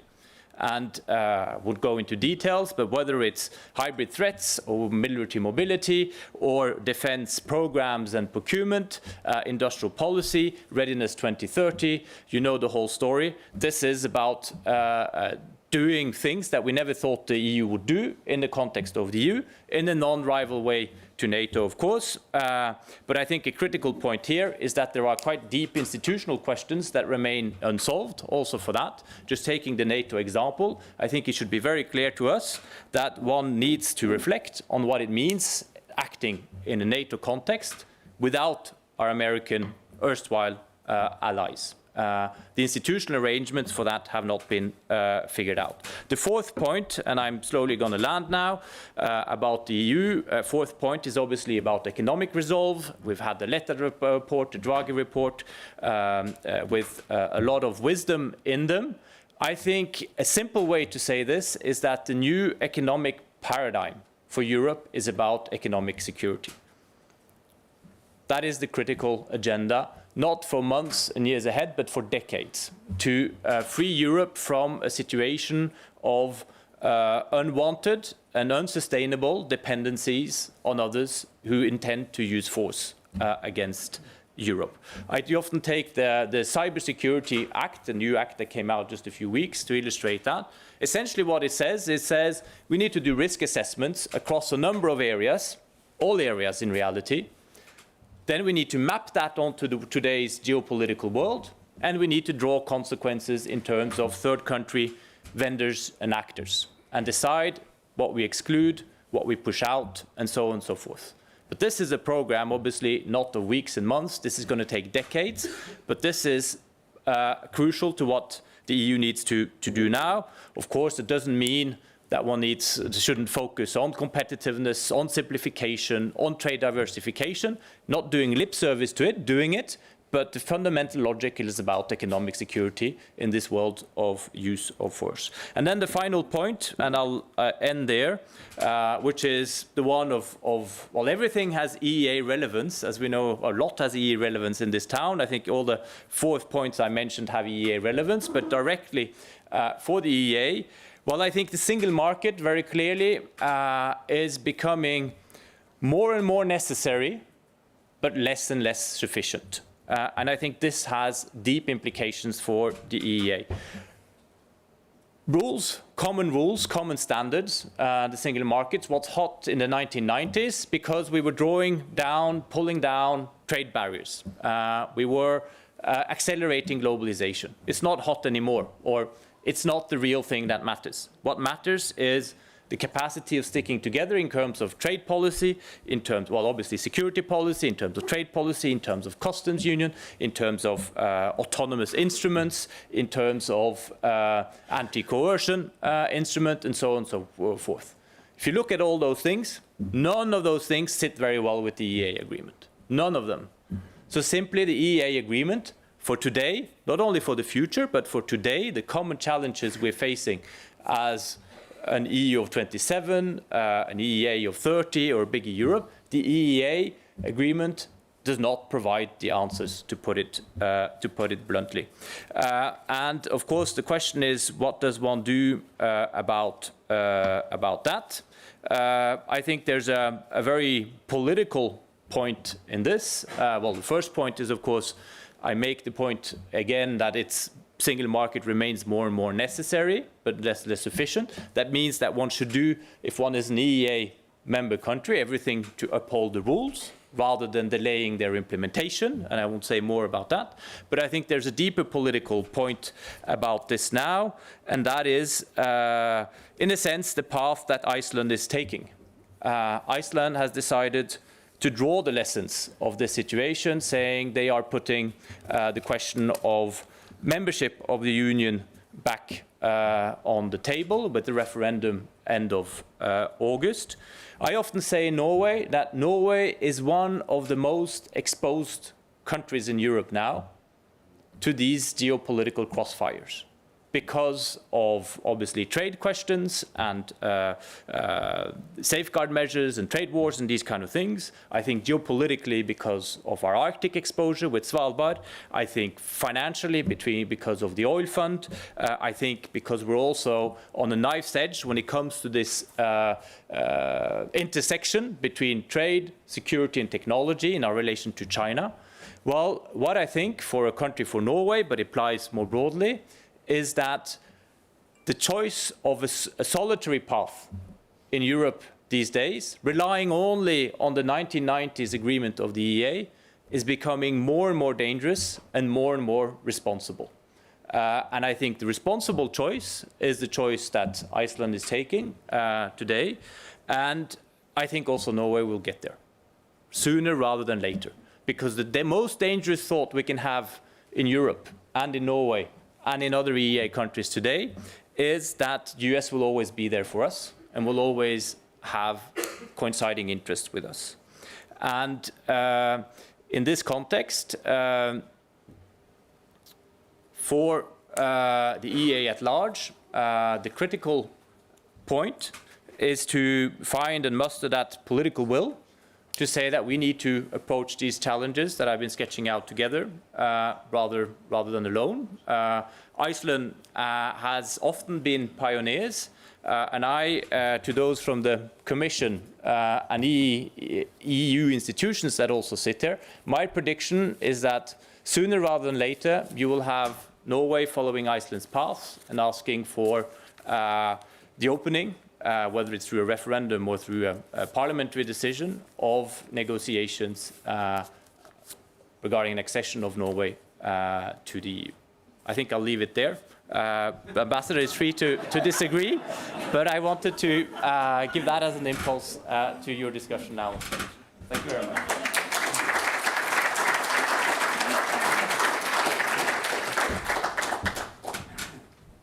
So I think Georg took my invite to be a bit provocative to the maximum, which is great because we do want to have important discussions and we do want to reflect on the realities of today. With that, I want to invite the Norwegian ambassador to sit with me and we will discuss the broader picture that Georg has commented on and maybe also the conversations that are ongoing. So Anders, you can take the seat here.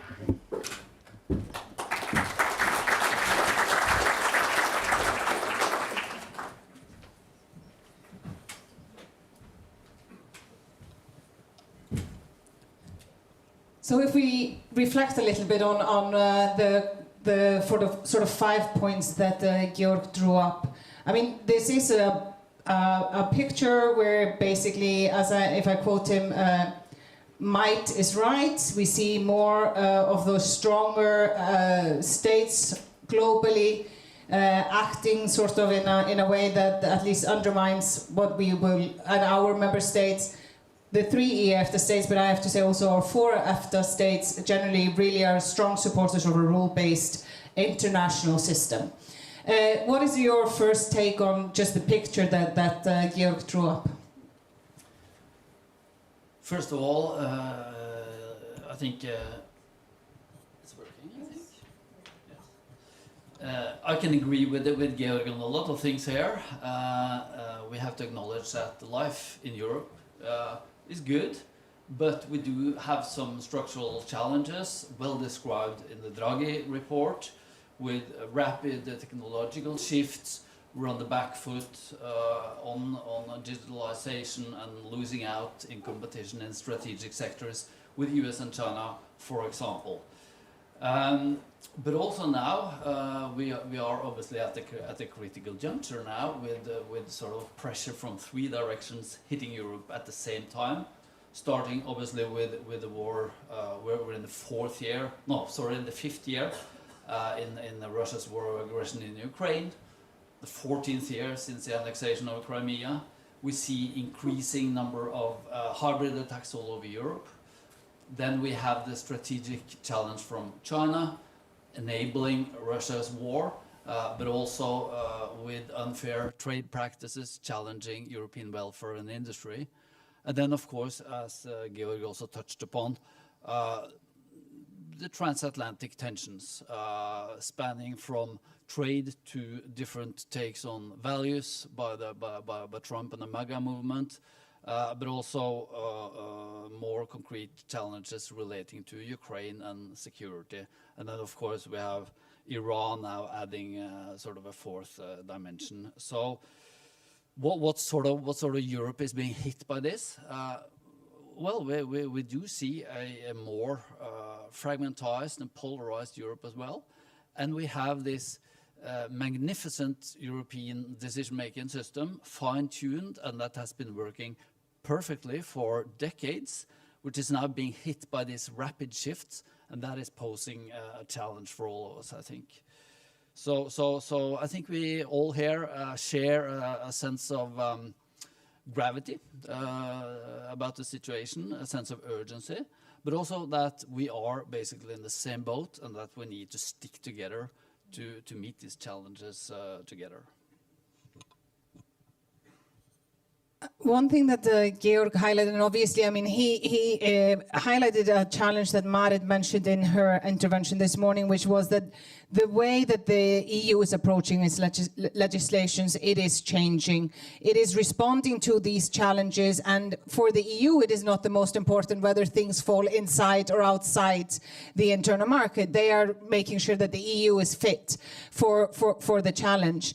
And there, Georg, he mentioned that in his view, he thinks that closer integration and possibly even along the path for Iceland and Norway, at least he mentioned, would be some kind of a session. Obviously, for us in this house, we say, as Marit said before, when there's a will, there's a way. We believe that the EEA agreement can very much tailor to the challenges and that we can always find a way for the 30 states to act together. However, when we talk about the EEA agreement, it can sometimes feel, obviously, we have to reference that agreement when we, in our conversations with the EU. We have to reference that, you know, we have certain rights and obligations, but we have certain rights to participation, to be involved in discussions. And it can maybe feel a little bit like we are knocking on the door, making sure that we are not forgotten as the EU is making its legislation. But it is a partnership. We have 3 states that are very strong economically, strong rule of law. We heard Mathus also say, you know, strong on the values that are key to the EU and the EU project. How do the EEA EFTA states approach this challenge of, you know, bringing that message to the EU and what we actually bring to the table? Okay, big question there, but let's just start with I think also with the reference to what Georg said about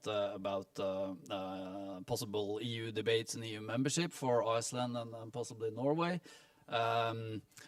Let's first acknowledge that we have now 32 years of practice with the EEA agreement. It has proved itself quite robust. We have managed, you know, this is not the first time that the EU is changing its working methods. That has happened before. Cross-sectoral rules and regulations, agencies, and so forth. So we do have a lot of practice, and that's what we now do here every day with the help of the EFTA Secretariat to maintain and develop and strengthen the EEA agreement. But we do also work beyond the EEA agreement. Now speaking for Norway, we have quite recently entered into a partnership on security and defense with the EU. We have a Green Alliance pushing you know, a joint vision and ambition for the green transition, cooperating in clean technologies and so on. And actually we do have more or less 100 other bilateral agreements that we also try to make use of. But also on the question of, you know, what can we bring to the table? First of all, the EEA is a reciprocal partnership. We get access to the internal market, but the EU member states also get access to our markets. We cooperate under the EEA and Norway Grants, 3.2 billion euro to social and economic cohesion for the next few years. Here I'm looking at my fisheries counselor from the Mission of Norway. Norway and Iceland also bring quite a lot of fish to as we're speaking of what we bring to the table. Yeah, we bring quite a lot of fish to the European tables, and that even creates tens of thousands of jobs in the EU in processing that fish to bring it to the table. But more than that, you touched upon values. Well, we are not anyone. We are, you know, ranked as the world's premier democracies, high ranking on rule of law, human rights, and so forth. And those values we bring into European cooperation every day in everything we do. And I could go on. Well, 30% of the EU gas consumption is now coming from the Norwegian continental shelf. quite a strategic asset and necessity for Europe in this situation. Critical raw materials, as Georg alluded to, in this world of geopolitical competition, we need to secure our value chains and our access to critical raw materials. Norway and the Nordics have some of Europe's biggest deposits of those rare earths and so on. Defense industry, defense readiness, strategic assets for cooperation in space, and so on. I could go on. So it's not a one-sided agreement, this EEA agreement. It's very much reciprocal, and yes, we do bring strategic assets and contributions to the European table. Very good. Then maybe we can mention that the Norwegian film Sentimental Value just won the Oscars, which is a part of EU programs funded and was a partnership with, I think, 3 or 4 other EU member states. So that's a very recent example. Obviously, also, like you say, the cooperation in space, where actually satellites above Iceland and Norway are key to the EU being able to monitor the Arctic. And we can also mention from Liechtenstein their great support and focus on education and sports. So I do think exactly we have plenty of examples of where the EEA EFTA states are able to bring real value into the partnership with the EU. Now, switching gears a little bit, because I'm mindful of time, and obviously you're here as the chair of the EEA EFTA States, so you're representing the 3 of them. But I do want to touch upon, because before you were stationed here, you were the ambassador in Poland, and you were there when the invasion happened in Russia. And I just wanted to use the opportunity to ask you, being there at that time, how do you think that has affected you in how you see that war? And this moment for the European sort of our values and what that war is really about. Thank you for that question, Astis. Yes, I was there, and I spent quite a lot of time on the Polish-Ukrainian border in the spring of 2022. Watching the mothers and the grandmothers walking across the border in snow blizzards and with their plastic bags and trolleys and so on. So that made a deep impression. And just after that, we had the massacres in Bucha and Irpin and Izium and so on. So it made a deep impression on me. Now, here we are, 4 years later, and we see absolutely no willingness on the Russian side to cease its war of aggression. On the contrary, there have been for the last weeks and months there have been stepping up on attacks on critical infrastructure, and the Ukrainians are now, we're hopefully through the winter now, but it's been terrible. We have all seen it, in addition to lootings and rapes and torture and abduction of 20,000 Ukrainian children or so. So to wrap up, I think that we, as we see no willingness on the Russian side, we need to step up. We need to step up to support Ukraine. We need to increase the pressure on Russia to bring them to the negotiation table. I'm afraid that Putin, that's the only language that he understands, though. So we need more deterrence and less appeasement.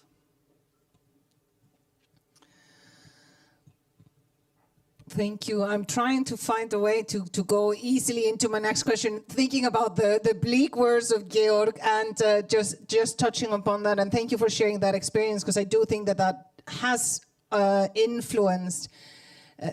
When you speak about that war, you speak about it a bit differently. You see the big picture and the overall challenge for Europe, but it's also having witnessed the people when they were coming over, which brings it really down to seeing what war will do, what war on the European continent. I can imagine that can also translate, if it can happen there, it can happen elsewhere. I want to give you the challenge of making the case in as an answer to Georg. He drew up an image where he found it was almost impossible for us to respond to the challenges. At least it would be very challenging with the EEA framework. What is your vision for the European Economic Area that we share? For the European Economic Area, let's start a little bit beyond that. I think again we can refer to Jean Monnet and the fact that Europe was forged in crisis. Also, we need to remember never to waste a good crisis. Now we have sort of several crises working at the same time, and I see a lot is happening in Europe now. Question is, of course, the critical question is, are we acting fast enough? Because now it is a serious situation. And I think this all starts now with the security and defense and resilience. That's where we need to ramp up rapidly to strengthen our defense readiness with this very dangerous and unpredictable neighbor that we have to the east, and with the US, pivoting to Asia, and the MAGA movement also challenging values and trust in the cooperation. So it starts there, and it continues with competitiveness. And I think broadly, Norway, Iceland, and Liechtenstein can subscribe to many of the good proposals that come out of the European Commission these days. We need to deepen and implement the internal market. We need to make sure that the legislation is actually implemented. We need to get rid of red tape and administrative burdens, and basically follow up very efficiently on the Draghi agenda. Close the innovation gap, the investment gaps, and get down the energy prices. And that is obviously also we can't forget about the existential crisis of climate and loss of biodiversity. So we need to do that at the same time, and pushing the green transition. And the good thing is, of course, that what is happening in the Hormuz Strait is another reminder that Europe really needs to move on the clean energy challenge to gain independence also in energy. Thank you so much for your time, Ambassador. Thank you.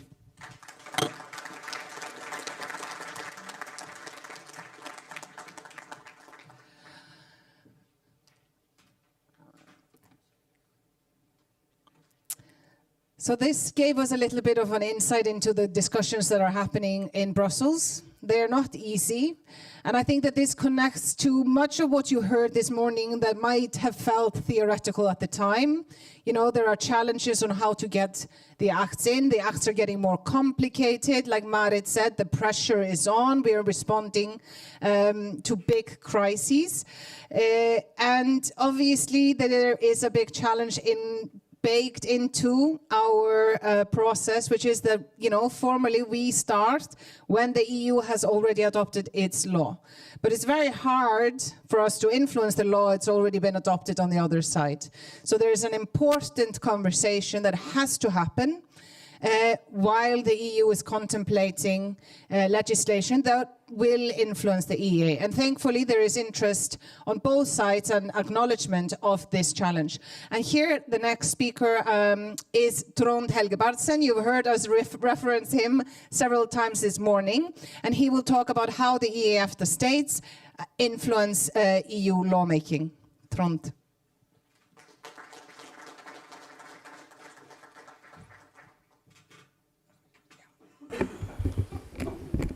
Yes, You're so tall.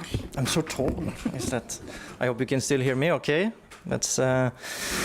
It's always, as I say, always in these EEA seminars, it's always so nice to see so many people, and I think it's really nice to have this opportunity also to talk a bit outside our formal presentations, just to listen to you and hear your different perspectives. And of course, we have these breakout sessions, as we have said. We will also have a bit like deeper dive into this topic, like influencing EU policies afterwards. And then, of course, we can have more kind of a dialogue as well. But as you said, Austis, I think it's really relevant to start this topic after what we've heard just now. I mean, it's been said many times that EU policy is becoming more complex, more horizontal. There are some big areas like the EU's competitiveness agenda, the simplification agenda, proposals related to economic security that are kind of key strategic importance to our member states as well. And we also in the Secretariat, EFTA Secretariat, we do feel that we have to work actually more with what we call decision shaping, or trying to influence EU legislation, what then often becomes EEA relevant legislation, before it is actually adopted on the EU side. And of course, the basic starting point in this is that the EEA agreement does not give us any formal decision-making powers with regard to EU policies. We are not present in Council, of course. We don't have voting rights in Parliament. But what the EEA agreement does give us is that we have the Article 99, which basically say that when the Commission is preparing new legislation, it shall seek the advice also of the EEA EFTA States in the same way that it seeks the advice of the EU member states. And again, we heard it just recently. I mean, we talk about values, we talk about what we can bring to the table. And it is also very often useful to remind ourselves of our strength in this context. Yes, we have 32 years of experience with implementing internal market legislation, so we have a lot of valuable experience, what that type of legislation, what it means for consumers and businesses. But also when it comes to our societies, we are small, open economies, very much relying on free trade. We have a large degree of trust between citizens and government. If you see, for instance, on press freedom indexes, these type of indicators, we do score very high. And we are technology advanced societies as well when it comes to updates. So we are kind of an interesting partner also to the EU side when it comes to developing new legislation and new initiatives. And in this context, of course, what we are aiming for is to try and contribute to the development of EU legislation and policy strategies all the way up until Parliament and Council have formally kind of agreed on the final legal texts. We have several ways and means available to us that we use to achieve this.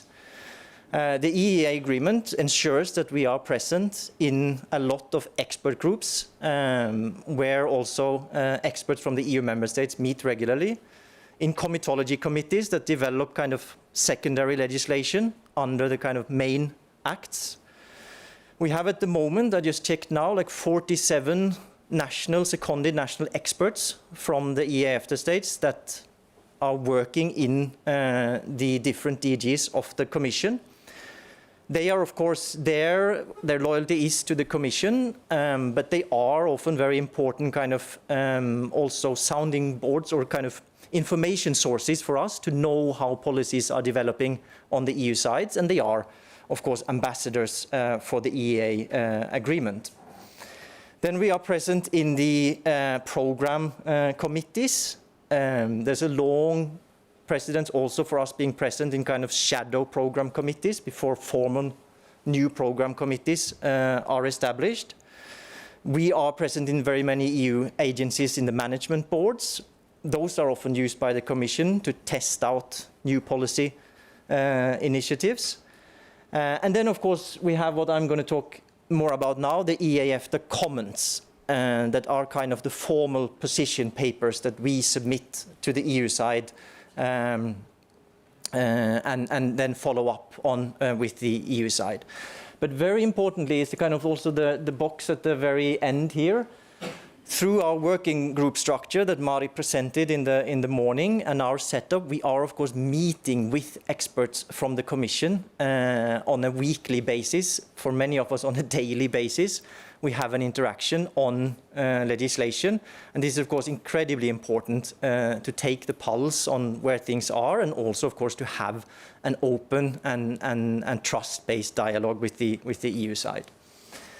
But as I said, the EEA EFTA Commons are our formal position papers that are agreed by the 3 EEA EFTA states when there are issues that are, of course, important to us and that we want to get across to the EU side. We issue these comments like at all the different stages when they are being discussed and prepared on the EU side. Often when they are just like on the very initial strategy phase, or when the Commission have like a call for evidence or are discussing on a roadmap, if you can get in already there, that's of course the ideal, because the earlier the better. But we do submit them like also when Commission has published a proposal or when Parliament and Council are discussing their positions, even when they start these kind of trilogue interinstitutional negotiations, right? We issue these common position papers, and we distribute them quite widely on the EU side. There's always this, it was mentioned earlier as well, complexity of how the Commission is organized, more cross-sectorial initiatives. We have to pick out what are the most and identify the most relevant recipients at that point in time when we submit an EEA EFTA comment. Recently, 2 weeks ago, we submitted EEA EFTA comments on the new EU Agora program. For instance, we had a comment on the new roadworthiness package. And in the afternoon, in the workshop, we'll dig a bit more into some of these recent comments we've also had on the EU programs, for instance. Of course, the main thing with these comments is that we want to say, for instance, that this and this provisions should be changed in this and this way. We want to secure our rights according to the EEA agreement when it comes to participation in different governing boards. Of course, very often we have to be very, very concrete, and the more perhaps kind of technical the regulation is, the more kind of specific we often are in these comments. But it is important also that they also serve a bit wider purpose in one way. They are a way for us to maintain this ongoing dialogue with the EU side. And just to give very concrete example what that means is that we of course experience that when we get to these later stages, when we have to incorporate an legal act, it very much helps us if we can kind of start from somewhere, and we can actually refer to an EEA EFTA position paper that we submitted some time back in time. It is an important door opener, and it shows our positions and that we have a stake also in this piece of legislation. I mentioned values earlier. I mean, we are not a typical kind of lobby partner in the Brussels bubble. We are working with public policies as well.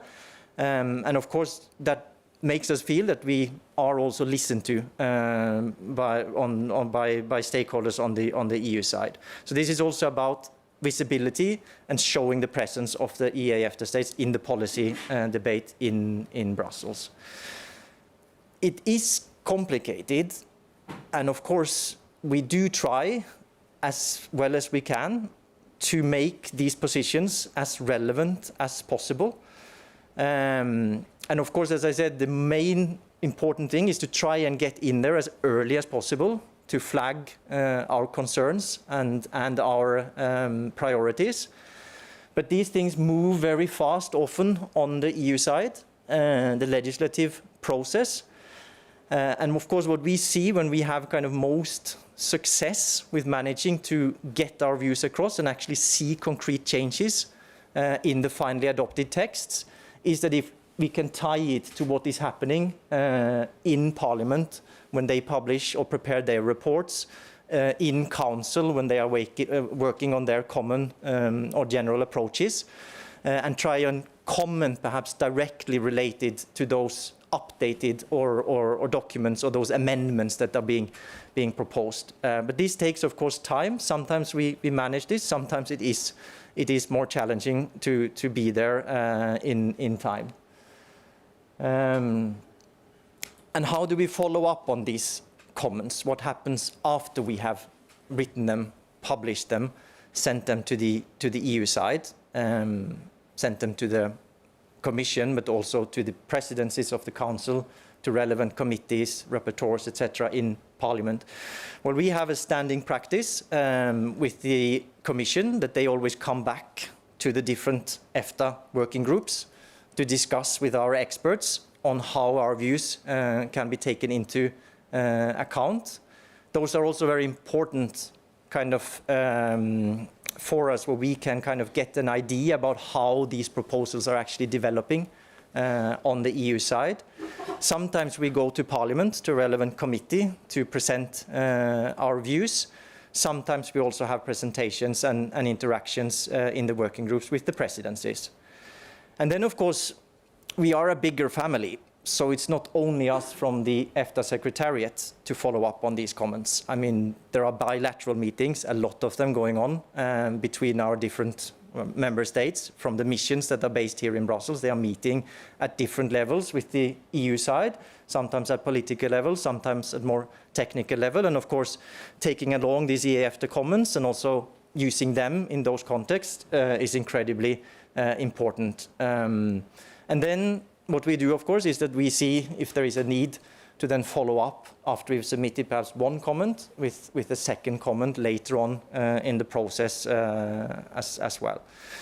So I think with that, I will stop now, but just again to say that I hope to see quite a few of you later in the afternoon, where we will also look at some of these more recent comments that we have had, and especially on the EEA EFTA programs. But I do recommend you to have a look at what we have published recently on simplification, for instance, or on by European. So thank you.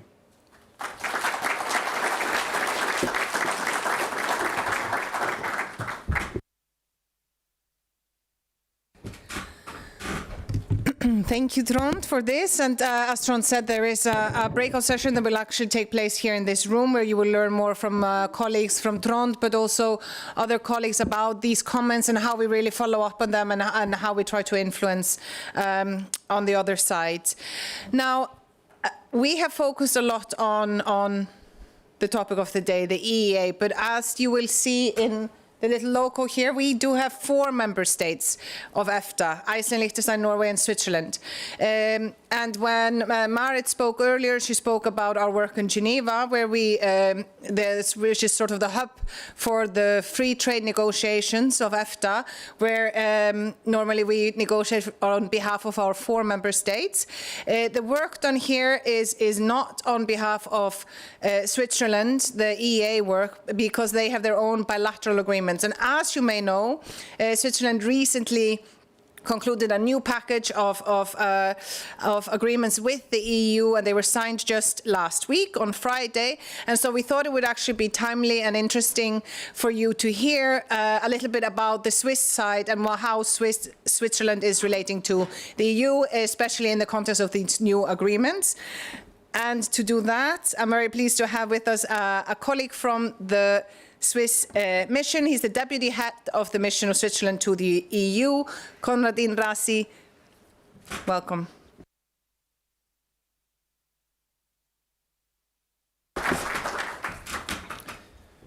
Good afternoon, everyone. I see the room is still full, even though we are almost at lunch. Very happy to see that. Thank you very much to SDCU and for the Secretariat to squeeze us in on this agenda at a rather late stage, but I think it's important, and I'm very happy to have the opportunity to talk a bit about Switzerland-EU relations today. You've heard a lot about EEA, so better enjoy these around 10 minutes that I will speak about Switzerland-EU. So we get a break from EEA. I believe it's the first time that the Swiss mission actually participates actively as a speaker, with a speaker in this seminar. But of course, I hope that we can secure a permanent spot on this agenda twice a year. because, as you just mentioned, as we are a member of EFTA and in some other ways, many other ways, I would like to say we are part of this house as well. So very pleased to be here. I will give you a brief overview over the package of agreements because it contains 1,800 pages if you print it out. So I have one slide, so you won't get the details today, but whenever you're interested, it's all. We are also very transparent as our Nordics friends. It's all on the internet, and of course our mission is always here to explain more. Some colleagues are also here, can ask them some questions in more detail if you want over lunch. Astis, you almost got it right. Last Friday was not the signing of the agreements, but the signing of the agreements. Signing of the agreements here in Brussels between our president, Guy Parmelin, president of the Swiss Confederation this year, and the Commission President Ursula von der Leyen took place on the 2nd of March. They signed the agreements, 36 signatures each, twice 18. So it's you can see it's a really big chunk of documents. And before I give you the overview of these agreements, I would like to take a step back and just put it a little bit into perspective on where we come from, what the characteristics of the relationship between Switzerland and the EU are. Of course, for the record, I'm saying it, it's obvious we are not a member of the European Union. We are also not a member of the EEA. But if you look at the geography, which is very important, it's in the context of diplomacy as well, we are very much in the center of Europe. We are 100% surrounded by EEA, not completely 100% surrounded by the EU, because of course one of our cherished neighbors is Liechtenstein, but we are in the middle. Some have called us the hole in the donut. We strongly disagree. We very much prefer the version of the cherry on the cake. But no matter how you see that, we are strategically located, and that makes us almost by nature an extremely important transit hub. Without doing much, we are an important transit hub for persons, for goods, for energy. Well, it's not true that we don't do much. Actually, we built very impressive infrastructure to enable that transit. We're very good in digging tunnels, for example. So in that sense, we're already very much in the center of Europe. And then just a few facts that you see here, 1 billion of goods traded every single working day. If you include Saturdays, that's 300 billion euros a year in trade. And I find the figure that we are number 4 trading partner of the EU is almost the most impressive one. I mean, we are 9 million inhabitants, but we are number 4 trading partner globally of the European Union, only behind the US, China, and the UK, and then you have Switzerland. So that really shows you how closely interconnected we are. We invest billions, of course, in the EU, our companies. Around 1.5 million EU citizens live in Switzerland alone, and every day around 400,000 cross the border into Switzerland to work and then go back in the evening. So, and then maybe a bit more abstract, but very important, that our companies are very deeply integrated in supply and value chains of the European Union. So many products come into Switzerland half finished, then we do some steps. They go back over the border into Baden-Württemberg, Lombardy, or France to be finished again, or they come back again. So it's a very close-knit net of interconnection. And then, of course, this has to be underpinned in some ways by a more legal side, if you want. More than 100 agreements exist between Switzerland and the EU in many fields. This slide obviously is only an illustration. It's exemplary. the agreements that are mentioned here they exist, but there are many more that we didn't put on this slide for obvious reasons. Historically speaking, the start is 1972, the free trade agreement that we signed, Switzerland, EU, which is still very much up and running. It's still a very important part of our bilateral relations in terms of trade. It hasn't been updated since, but it was obviously very well drafted and negotiated back then. Then the era of bilaterals 1, 2, 3, as we call them in Switzerland, started in 1999 with the first package of bilateral agreements. Bilaterals 1, we call them in Switzerland in the short version. And they actually provide for selective access to the single market for Switzerland. Most importantly, the free movement of persons, then air transport, land transport, agriculture, as well as mutual recognition of the mutual recognition agreement, so mutually agreed standards in industry products.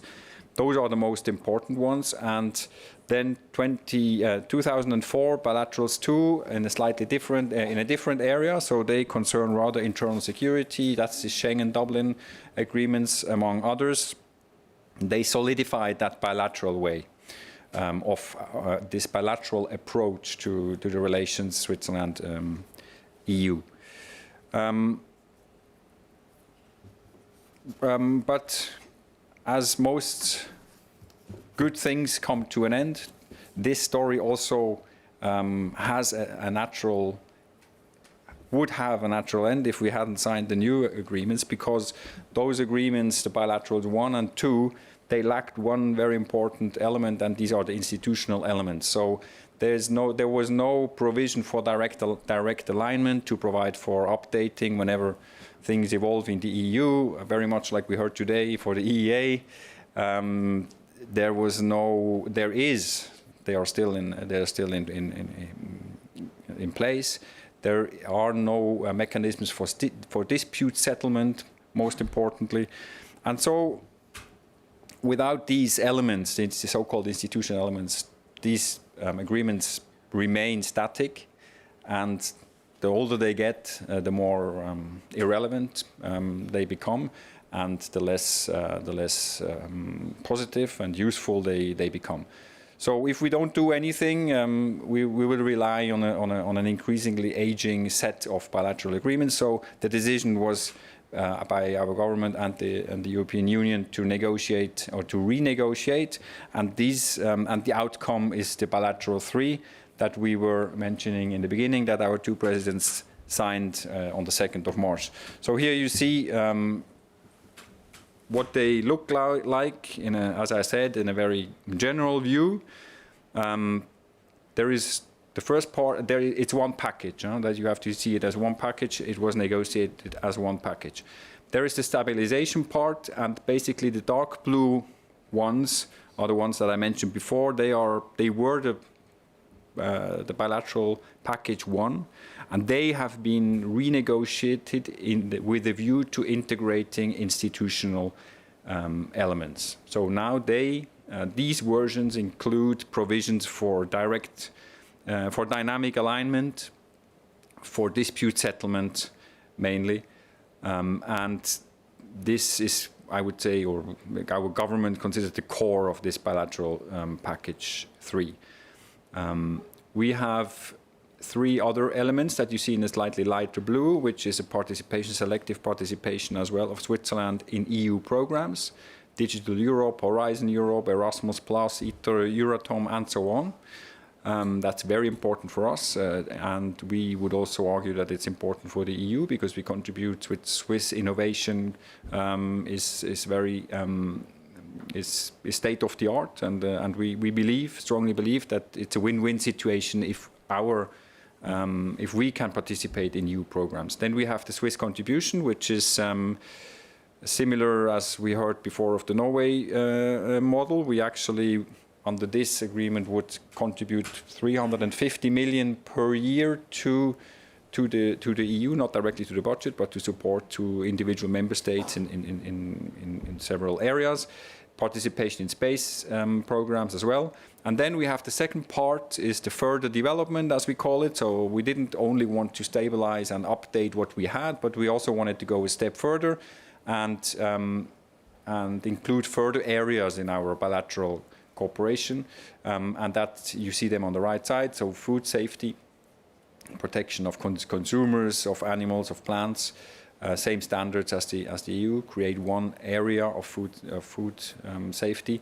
Then electricity, again here, if you think about the geography of Switzerland, the Swiss electricity grid is very, very much in the center of the European grid.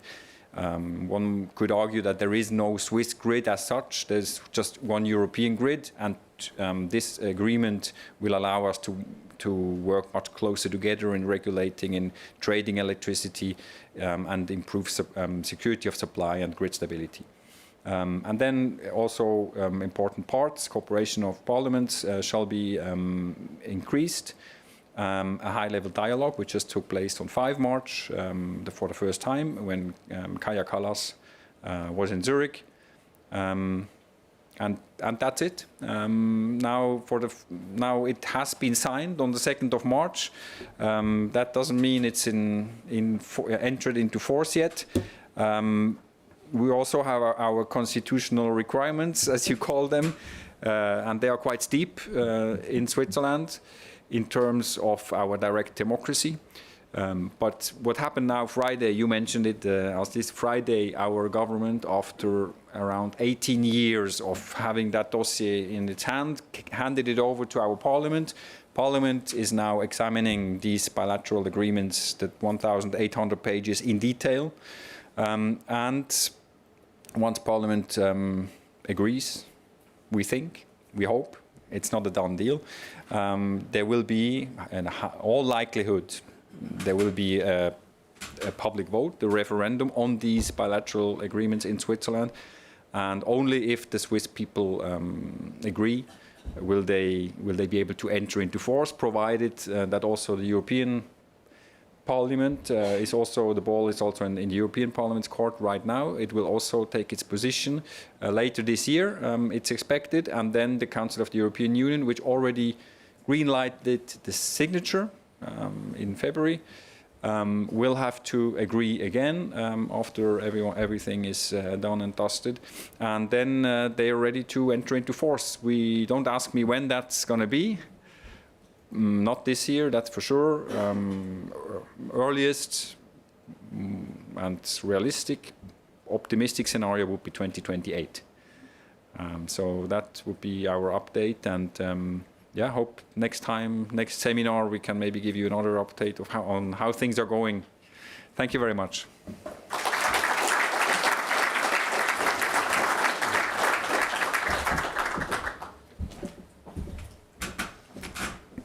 Thank you, Konradin. It's really a pleasure to have the view from Switzerland as well here, and I think it gives a lot to our audience as well and explains this setup of EFTA at 4 and EFTA at 3. We are approaching the end of today's program. We have 2 more presentations, and now we're going to widen the scope a little bit.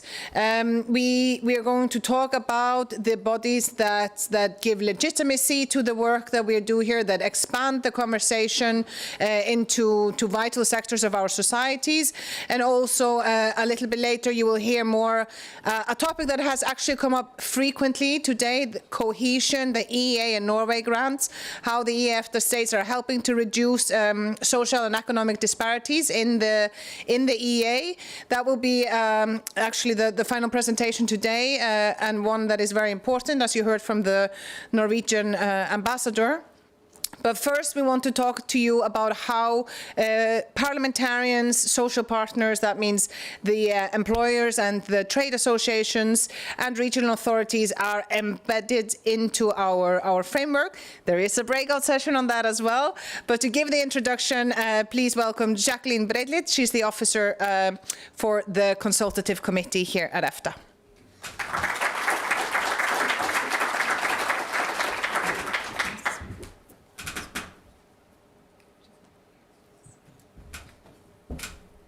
So very good morning from my side as well. As Austin mentioned, my name is Jacqueline Breitlied. I'm an officer in the EEA Coordination Division. I'm actually half Swiss, half Norwegian, so I'm following both of the debates closely, and I'm very happy to see this aspect reflected here today as well. So today I indeed want to talk to you about parliamentarians, social partners, and local and regional authorities, the so-called advisory bodies within EFTA, and how these play a more important role within the EEA system and within EFTA as a whole than you might have thought. So what I would like to do more concretely is to say a little bit about the role and the mandate of the EFTA advisory bodies. Who is it that they are? What is it that they do? And I then want to look individually at parliamentary scrutiny, at the oversight role of the social partners, at the input from local and regional authorities, and then in the end just give you an insight into some of the recent topics that the advisory bodies have been dealing with.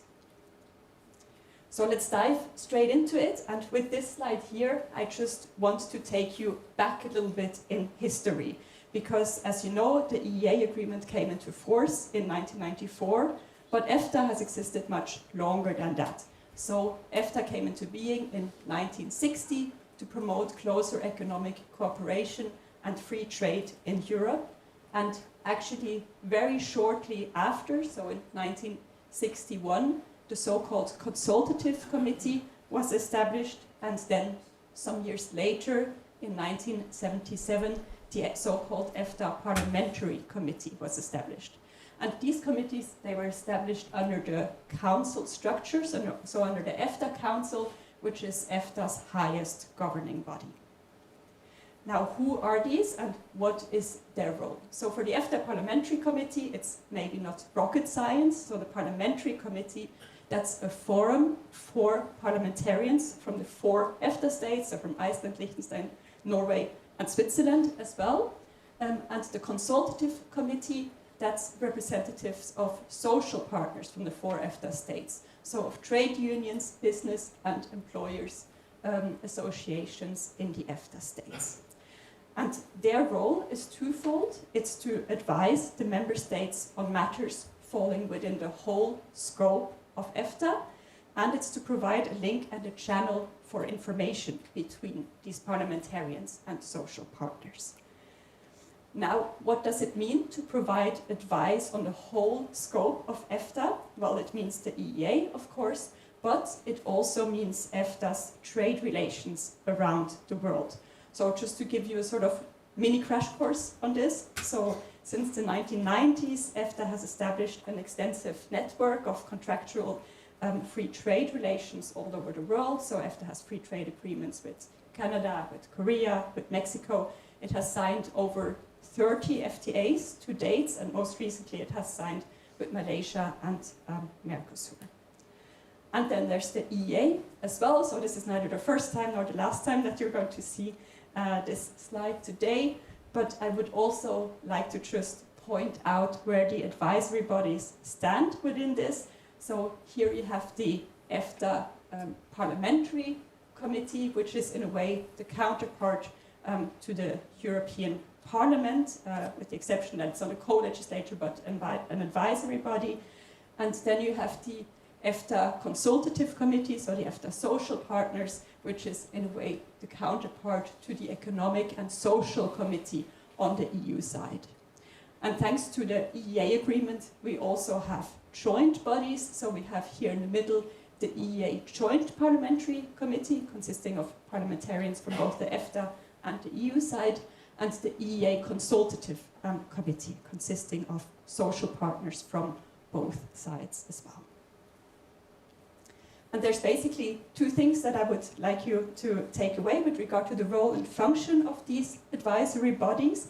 The first one would be that the advisory bodies, in a way, wear 2 hats. So their mandate is to provide advice and scrutiny, one, on relations with the EU, on the EEA agreement, and the second one is to provide advice on relations with third countries, so on EFTA's trade relations worldwide. And the second one is that the advisory bodies, in a way, have a bird's eye view. So to symbolize this, there's a picture here of the EFTA Secretariat with, in a way, a bird's eye view, so an outside perspective of someone looking in. And it's a bit the same for the advisory bodies. So they scrutinize and advise the member states on EFTA matters. They bring EFTA matters closer to the citizens in a way. So they meet here in Brussels, but then they go back home to the EFTA member states and discuss issues further there.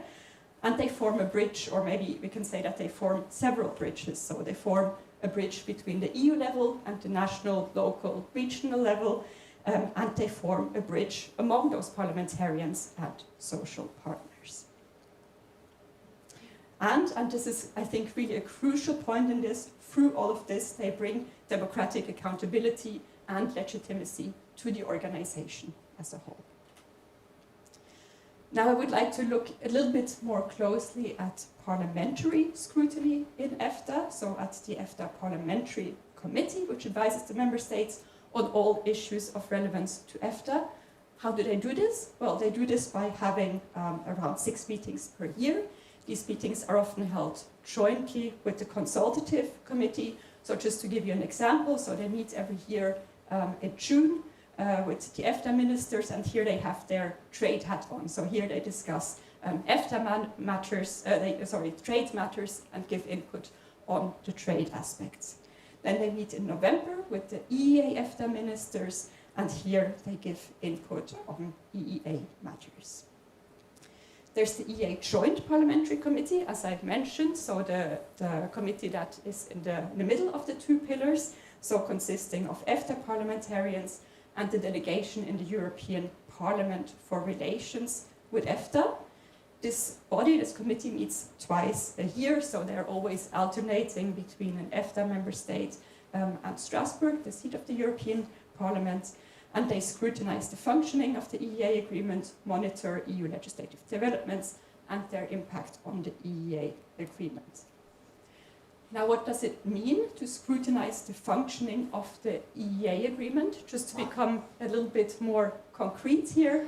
So this means, for example, that the JPC, the Joint Parliamentary Committee, discusses relevant EEA legislation that is either under negotiation or in the decision-making process. So just to give an example, at the last JPC, which took place in Strasbourg, there was a discussion on the EU budget and on the program proposals.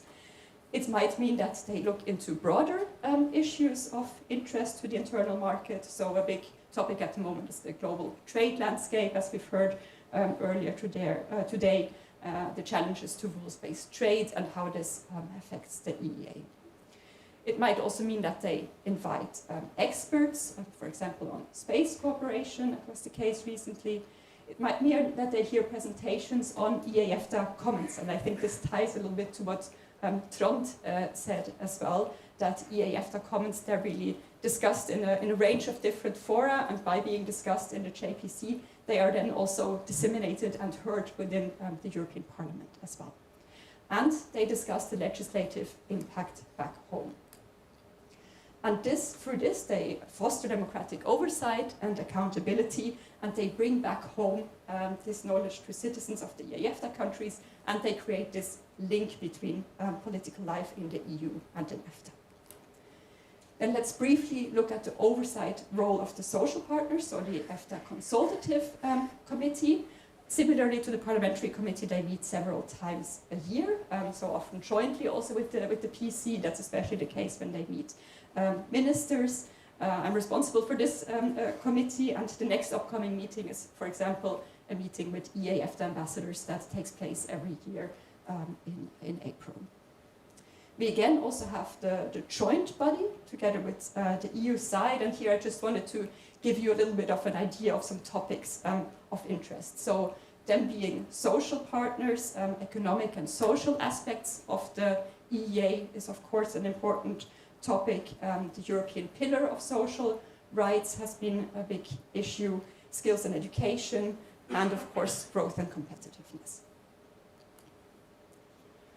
And for this, the Consultative Committee plays an important role in strengthening contacts between social partners, so between social partners on the EU side, on the EFTA side, and in enhancing awareness, and of course, providing input on these economic and social aspects of the EEA. Finally, not to forget, there's also a body called the EEA EFTA Forum. So this is an informal body that was established not directly under the EEA agreement, but by the EEA EFTA States in 2009 to involve local and regional authorities in EEA matters. Here we have Iceland and Norway participating. Switzerland is an active observer, and these meet once or twice a year, also adopt opinions. Now, why is this important? This is important because we say that roughly 2/3 of EU legislation is actually implemented at local and regional level. So when legislation is made at EU level, it often plays a very practical role, has practical implications at the local level. And this forum has formulated opinions on, for example, urban wastewater, so you can imagine how that might have implications at municipal level. It has formulated opinions on public procurement, on the preparedness union strategy, and so on. Now, just to give you a little bit of an idea of some of the recent topics that the Parliamentary and the Consultative Committee have been discussing. I've clustered these a little bit into 3 big areas, but one major area I would say is the changing geopolitical context, the future of global trade, the future of multilateralism, the changing security landscape, so some of the topics that were mentioned this morning as well. Then the EU's quest for competitiveness, the Draghi report, the Clean Industrial Deal, and also the Industrial Accelerator Act will be on the PCs and the CCs agendas in the forthcoming meetings. And finally, this whole cluster of economic security, strategic economy, and economic security doctrine that the EU presented recently. So if you want to know more about this, I also just want to advertise the workshop a little bit that we will be holding this afternoon. It's called How the Different Bodies in the EEA Tie Together, that I will be holding with my colleagues Pietur and Günther, and where we will look at all these bodies separately and see how they all work together. So thank you very much.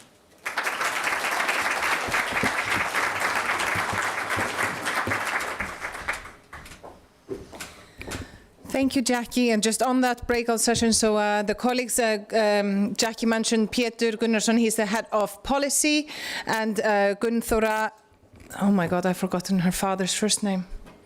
Erlingur, sorry if you're watching. Gunnþóra Erlingsdóttir, they will talk about, so Gunnþóra comes from the Internal Market Division that Marit is the director of. So we are really there trying to give you how all of the pieces come together to make the sort of the entire engine work.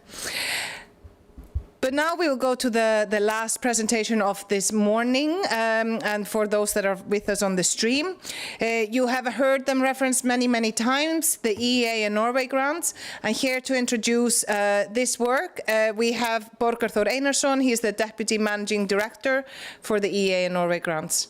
Borgar.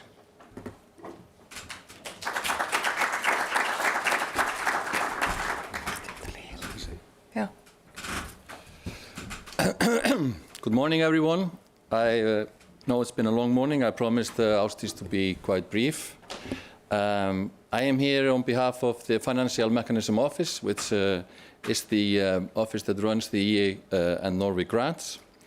The EEA and Norway Grants, as you have already heard and are aware of, it's the donor states, the Iceland, Liechtenstein, and Norway's contribution to reducing social and economic disparities in Europe, and importantly, to strengthen bilateral relations. We have recently negotiated yet another period, and just to explain that we work in funding periods over 7 years now. So we are now entering into the funding period of 21 to 28. You will notice there is a little bit of discrepancy between the name of the period and the actual sort of the actual time of the funding, but this has to do with a little bit delayed negotiations on the recent protocol, which changes the EEA agreement and establishes each time a new mechanism. There are many reasons for these delays, but you can imagine when Iceland and Norway sit at the same table discussing fish with other people, it takes time, because we are negotiating the contribution to reduce the social and economic disparities in exchange for market access. So this can be difficult, obviously, and of course there are other factors that contribute to this not being as simple as it might be. And this really goes to the core of what the EEA grants and the Norway grants are. When the donor states or the EEA EFTA states entered the single market in '94, they obtained the rights to be a member of the single market. But that obviously came as a participant in the single market, came with the obligation to participate in contributing to the cohesion of the single market. So from '94, this was always regarded as a temporary arrangement. But you can say that from 2004, when we established the Financial Mechanism Office, there was a fundamental change in the donors' approach to the EEA and Norway grants. Most importantly, in 2004, we were aided by the introduction of the Norway grants. So these are actually two financial mechanisms. It's the EEA and Norway grants, which the three countries contribute together, and then we have the Norway grants from 2004, which is 100% funded by Norway. In total, Norway is funding, if you take both mechanisms, about 97%, and the two others a little bit less. So, as I said, this is the reduction of the economic and social disparities in the European Economic Area. But from 2004, we have been focusing on strengthening the relations with the beneficiary states directly. And this is sort of what separates the grants from other EU funding schemes. It's the bilateral aspect of the grants, and which the donors place a high premium on. So what happens when we negotiate a new funding period? First of all, it is established that the need to reduce economic and social disparities is still there, and the donor state recognized that. I think it was summer of '21 that this was established in Iceland, Norway, and Liechtenstein, and then we start negotiating with the Commission. As I already mentioned, it's about finding the right balance between the actual contribution and the market access that is agreed upon. So these negotiations took quite a while, but we had the signature of the protocol late '24, and then from that point we could launch the new financial mechanisms. In the negotiations with the EU, we also negotiate, or we reach an agreement on priority areas. And for this period, I will come back to the priorities areas again. But I will emphasize that this is done in agreement with the Commission. There are plenty of ways to contribute to the cohesion in Europe. One of the most simple ones would be a simple transfer of money to the cohesion schemes that are already in place. But the donors decided the EEA EFTA states decided very early on that they wanted to have a different kind of impact. They wanted to, obviously being relatively small countries, they wanted to focus on where they could actually contribute, in which areas they had something to offer. And so this is what defines the EEA and Norway grants. So for this period, as we had in the last period, we have 15 beneficiary states. These are the states that don't reach the 90% average of GDP within EU. And you can see from the slide that the states that joined the EU from 2004 are make up most of the beneficiary states. So Norway grants, they are contributing to the states that entered after 2004, but the EEA grants are contributing to all of the 15 states. So these are the, just to see the increase of the funding periods, we had 1.3 billion in 2004-2009. We had 1.8 in 2009-14. Last period we had 2.8 billion, and in this period we have 3.3.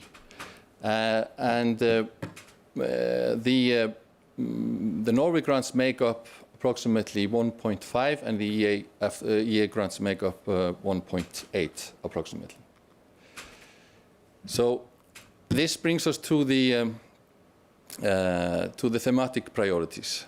In the current period, we are focusing on 3 thematic priorities. It's green transition, it's democracy, rule of law and human rights, and social inclusion and resilience. And on the basis of these priorities, the donors design program areas, which is kind of a menu for the beneficiary state to choose from in, of course, agreement with the donor states when it comes to actually selecting what is done in each country. So we operate, as I will mention later, we operate on a program and project level, but we have already, before we enter into negotiations with each of the beneficiary states, we have already established the frame with the Commission and the menu that the donors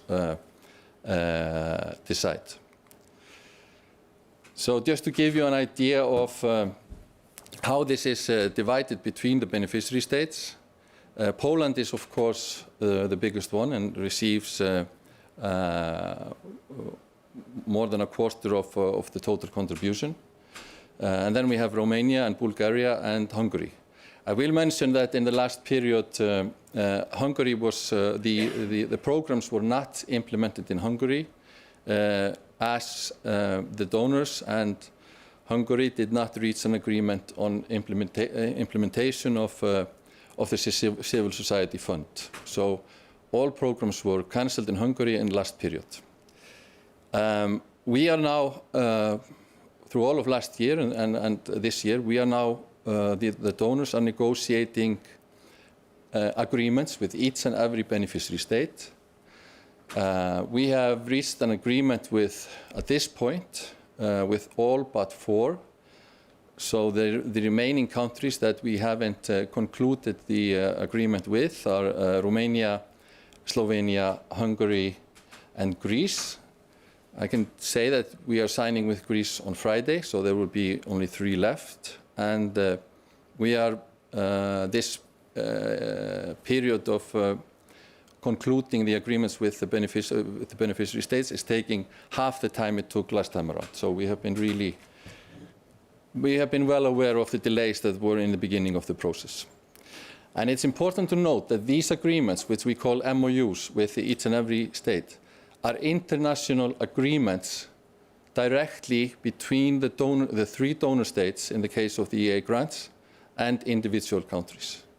So the cooperation, after we have concluded the general frame with the Commission, the cooperation is based on bilateral agreements with each and every beneficiary state. And then, of course, a separate agreement between the Kingdom of Norway with each and every beneficiary state when it comes to the Norway grants. It might be a little bit complicated, these 2 grants, but in managing the grants, we make no actual separation between the 2. So it's one office that manages both the grants. And this is how we cooperate with the beneficiary states. We have the Financial Mechanism Office as a focal point of the donor states. We cooperate very closely with the embassies of the donor states. We have our national focal point in each and every beneficiary state. And for each program in the beneficiary states, we have a program operator that is responsible for managing the program with the oversight of the Financial Mechanism Office. For each program operator, we also have a donor program partner in the donor states. So we are encouraging there the bilateral aspect, and this is further established on the project level. So a program can have, of course, many projects. Last mechanism we had about 100 programs with over 7,000 or approximately 7,000 projects. And for most of the projects, we have a project partner in one or more of the donor states, of the EFTA states. So this is where the difference between the traditional funding schemes and the EEA grants becomes very evident. It's the bilateral cooperation, which in some cases, many cases actually, leads to further partnership or cooperation after the funding period. So we are really establishing a bilateral cooperation with what you could call then a seed funding of the EEA and Norway grants. So this is just to give you an overview of the complexity. So in each program in each country we have several programs. It's from 1 or 2 in the smallest countries up to I think 13 or 14 now in the biggest. And then under each program we have multiple projects. But apart from this traditional program model, we have cooperation with international partners organizations, which we cooperate in implementing more like horizontal issues or challenges or focus areas. And these are OECD and FRA and Council of Europe for the current mechanism. And of course, we have partnership with other organizations as well. And beside the regular programs, we have the Civil Society Fund, which I mentioned briefly before, which is funded especially to strengthen the civic space in each country and is operated independently of the authorities in the relevant country. So, and this is why we failed to reach an agreement with Hungarians last time around, because we couldn't establish an independent vehicle operating the fund in Hungary. So it's a complex funding scheme with the combination of regular programs, the civil society fund, and other funds that we operate in partnership with the international partner organizations. So we are in the new mechanism. We have not been start implementing, but we have, as I mentioned, almost concluded the agreements with all the beneficiary states, and we are now developing the programs with the ones who have concluded the agreement, and then we go into selecting projects. But of course, time is very limited. The end of the current eligibility in the current period is in 31. So we have little time to spare. And we are also looking at, this would be the time point where we would be looking at the next funding period, 28-35. And so soon we will start preparing for that.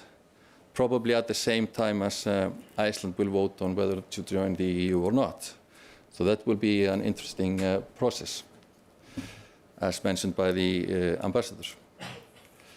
All right, I won't keep you longer from your well-deserved lunch, so thank you very much.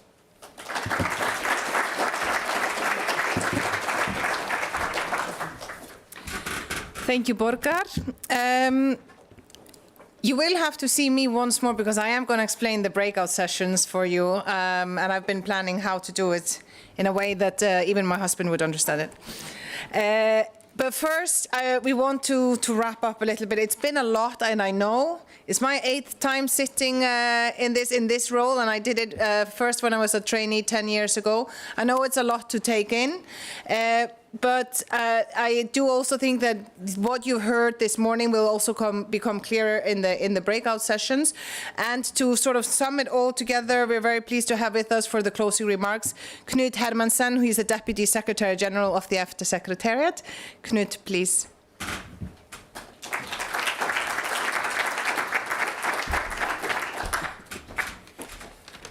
Thank you, Astis, and good afternoon, everybody.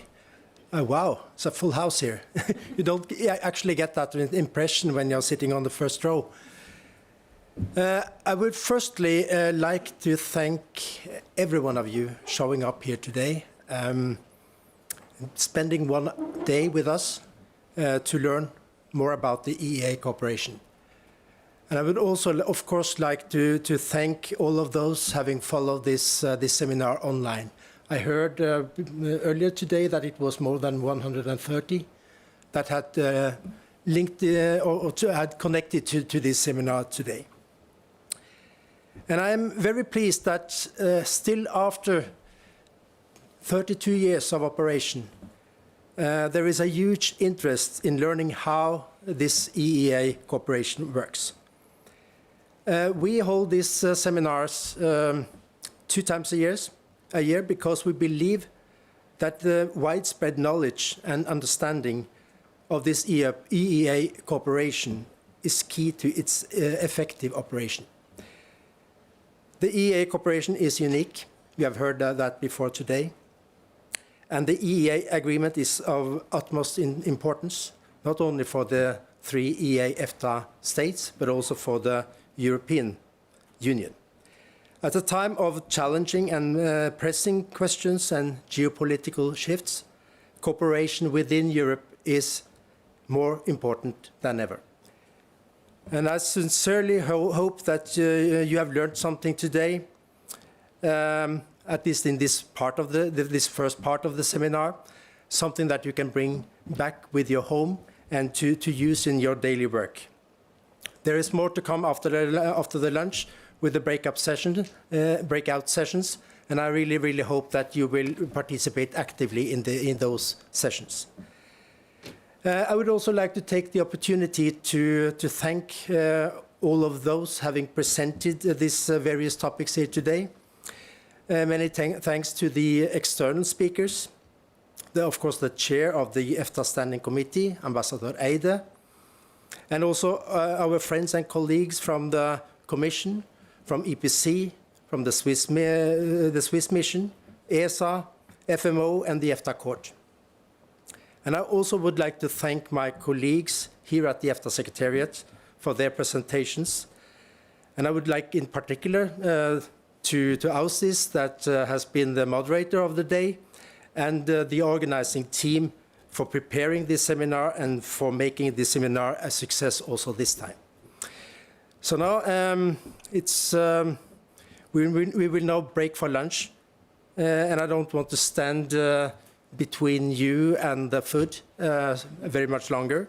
So I give the floor back to Ausis to give some practical information about how the rest of the day will look like. Please, Ausis.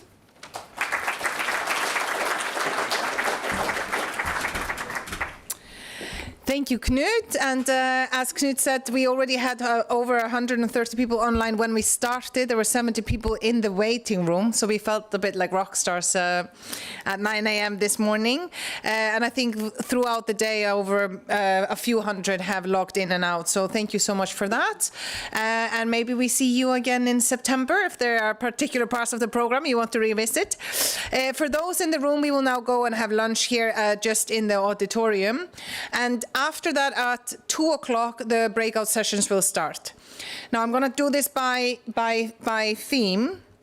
If you want to learn more about how we help shape EU legislation, that session will take part here in the auditorium. If you want to learn more about how EU law becomes EEA law in a fun way, then you will go up to the 5th floor. Our colleagues will be here to help you go from here up to the 5th and let you in to the working floor. This is normally closed to guests, but we're making an exception for our EEA seminar participants. Those who would like to learn more about the mosaic, how we work with the social partners, how we work with the parliamentarians, the experts in our member states, in the working groups, that is up to just where you came in, where the registration desk was. Now, these breakout sessions, these three, they will run twice. So you can choose whether you go in the first lot or the second one. There are 2 breakout sessions that will only run once. This is where my husband said I had made it too complicated, but we do not agree. If you want to learn how the EU, how the EEA EFTA Court, how the EFTA Court and ESA, the Surveillance Authority, learn more about their rights and how they make rights real, as they call it, you will go in the first breakout session just in the room opposite here. It will only run from 2 to 3.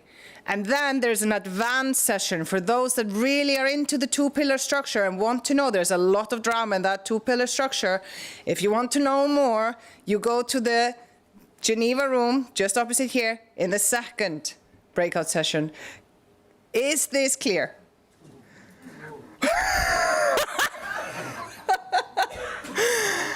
Okay, Hallgrímur, if you're watching, they all nodded yes. Okay, we will be here to explain to you, me, my colleagues, and we will help you. So just tell us where you want to go, and we will guide you. But now, let's go have lunch. And thank you so much.